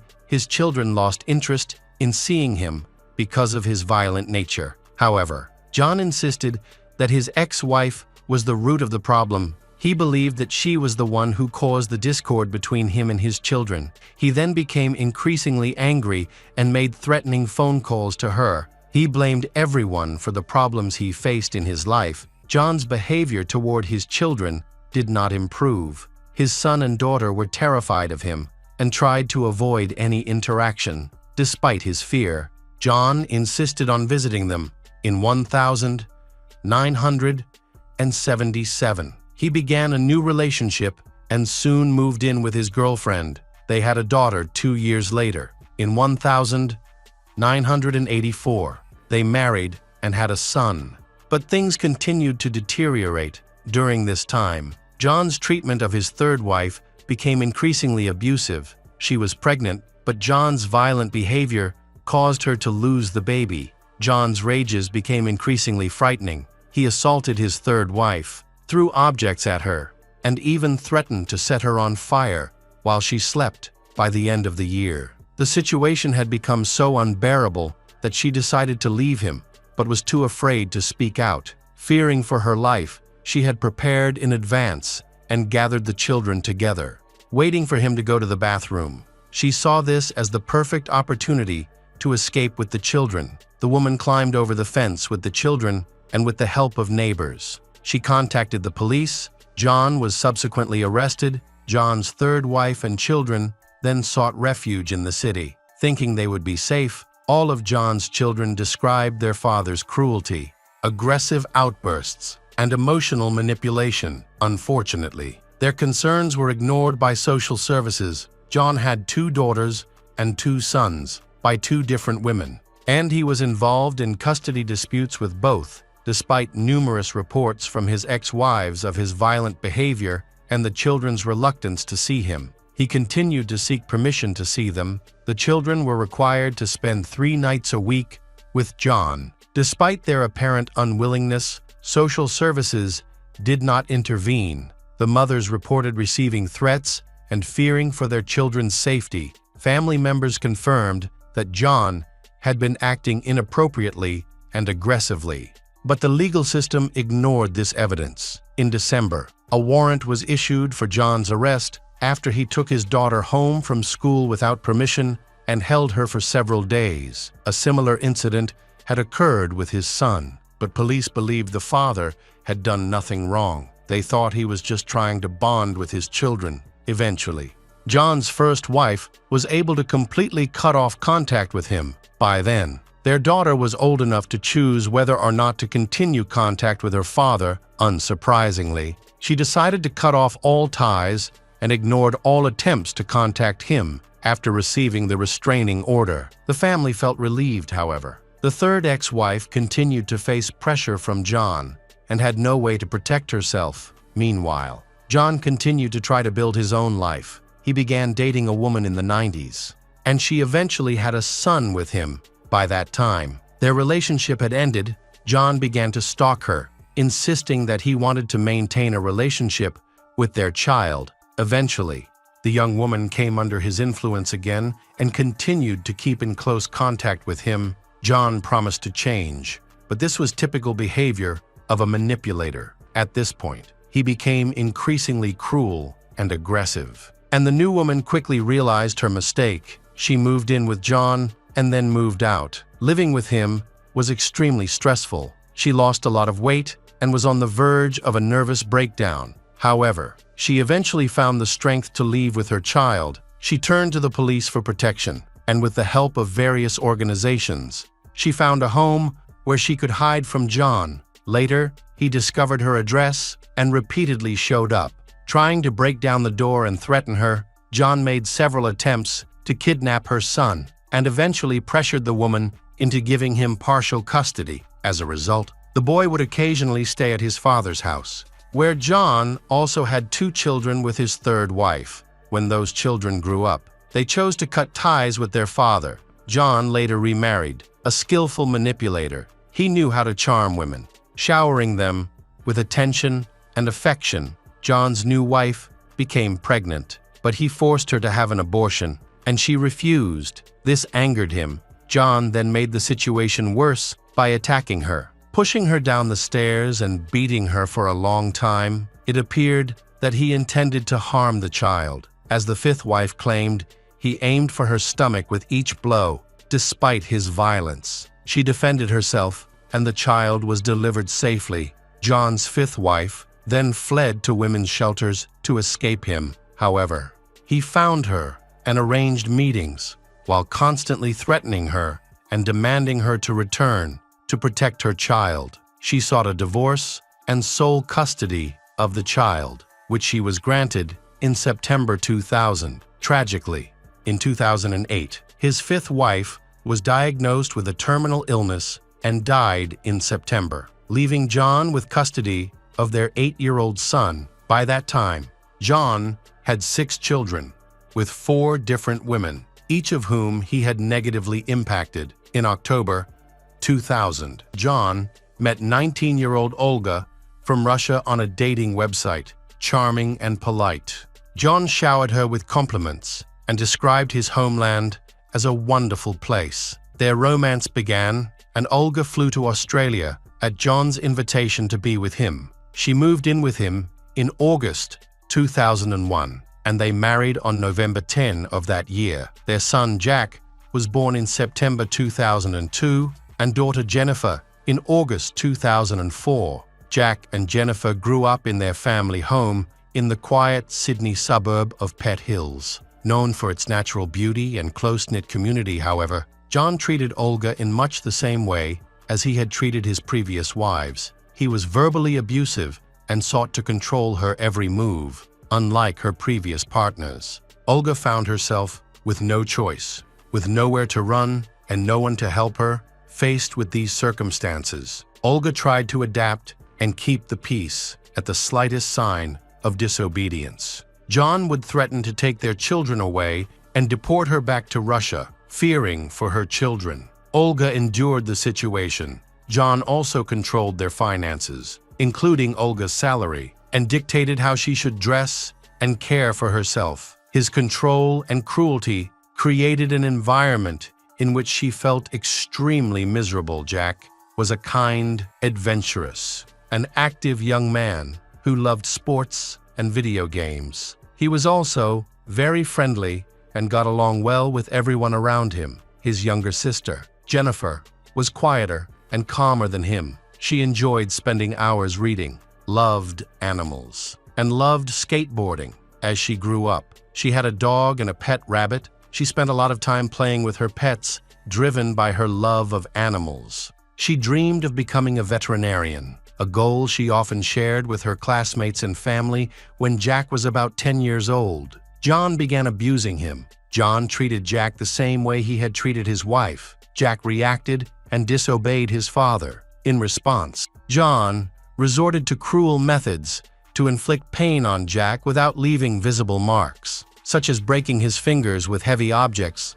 This bullying continued for years, leaving the boy in constant fear. He often tried to call the police for help, but his mother prevented him from doing so each time, fearing that she might lose him. To cope, Jack began sleeping with a baseball bat in his room, only feeling safe when it was hidden under his pillow. During this time, Jennifer, who also witnessed the abuse, began sleeping with a knife under her pillow in 2015. During this time, the family's trip to Paris turned chaotic when a serious fight broke out between Jack and his father John. Jack ran out of the hotel, but John chased him down the street, assaulting him by pinning him against a wall and choking him. The situation escalated, prompting passers-by to intervene. Jack then wanted to call the police, but his mother begged him not to. He complied, but the violence continued. With John becoming increasingly angry, the father's cruelty worsened over time. In December 2015, Olga decided that she could no longer tolerate his behavior and expressed her intention to file for divorce. John begged her to stay, promising to change. Olga eventually gave him another chance, but things only got worse. In January 2016, Olga became concerned and contacted the police after her son, Jack, went missing. Fortunately, the police found him within a few hours. It turned out that Jack had run away from home and did not want to return to avoid danger. Although it was clear that Jack was in a dangerous situation, the police returned him to Olga's family. Tensions continued to rise until March 2016, when Olga finally decided to take the children. On March 11, she went to a neighboring city to stay with friends, during which time she learned about John's stalking of her and his ex-wives. Fearing for her safety, she asked her friends not to reveal her whereabouts. However, despite these precautions, a friend accidentally led John to the house where Olga and the children were hiding. In April 2016, a trial began for Olga and John. Olga, along with the children, sought a protection order against John to ensure their safety. In response, John stated in court that the children were in danger of being cared for by their mother without him. During this time, he also consulted a psychiatrist who diagnosed him with anxiety and depression. However, the psychotherapist noted that John was generally doing well. John used this situation to prove that he was actively working on his problems. The court ruled that John must be informed about the whereabouts of his son and daughter. However, the court also decided that John must not come within 500 meters of Olga and the children. Despite this, he continued to follow them and try to contact them. One day, he went to Jennifer's school and tried to give her a dog. He also met Jack at the police station and wanted to send him a letter of apology. Meanwhile, John hired a private investigator to spy on his family. In February 2017, a private investigator found Olga at a yoga studio. John later confessed to the police that he regularly went to the studio to work out. The staff noticed his strange behavior and believed that he was there primarily to stalk women. When Olga reported John for violating the restraining order, police dismissed her complaint and accepted John's explanation that it was accidental. Olga claimed that the situation was clearly a case of stalking, but her complaint was ignored. John later went to the police station to file a report that he disputed Olga's allegations against him. His intention was to increase his chances of gaining custody of the children, but that didn't help him. In February 2018, the court granted Olga sole custody of the children, and they were not required to have contact with their father. Olga and the children were relieved to believe that they had finally secured their safety. However, the real struggle was just beginning. On June 25, 2018, John Edwards rented a car and began stalking Olga and the children. He visited a computer expert and deleted all the data from his hard drive and browser. On the 4th of July, he took the weapon out of his locker at 4:45 p.m. Jennifer got off the school bus and sent a text message, not realizing that John was following her. Around 5 p.m., Jennifer's neighbor heard several loud bangs and ran to the porch. Where he saw John leaving the house, the neighbor tried to ask John what had happened, but John quietly got into his car and drove away, realizing the danger. The neighbor knocked on the door, but received no response. The neighbor then quickly called the police and reported the situation.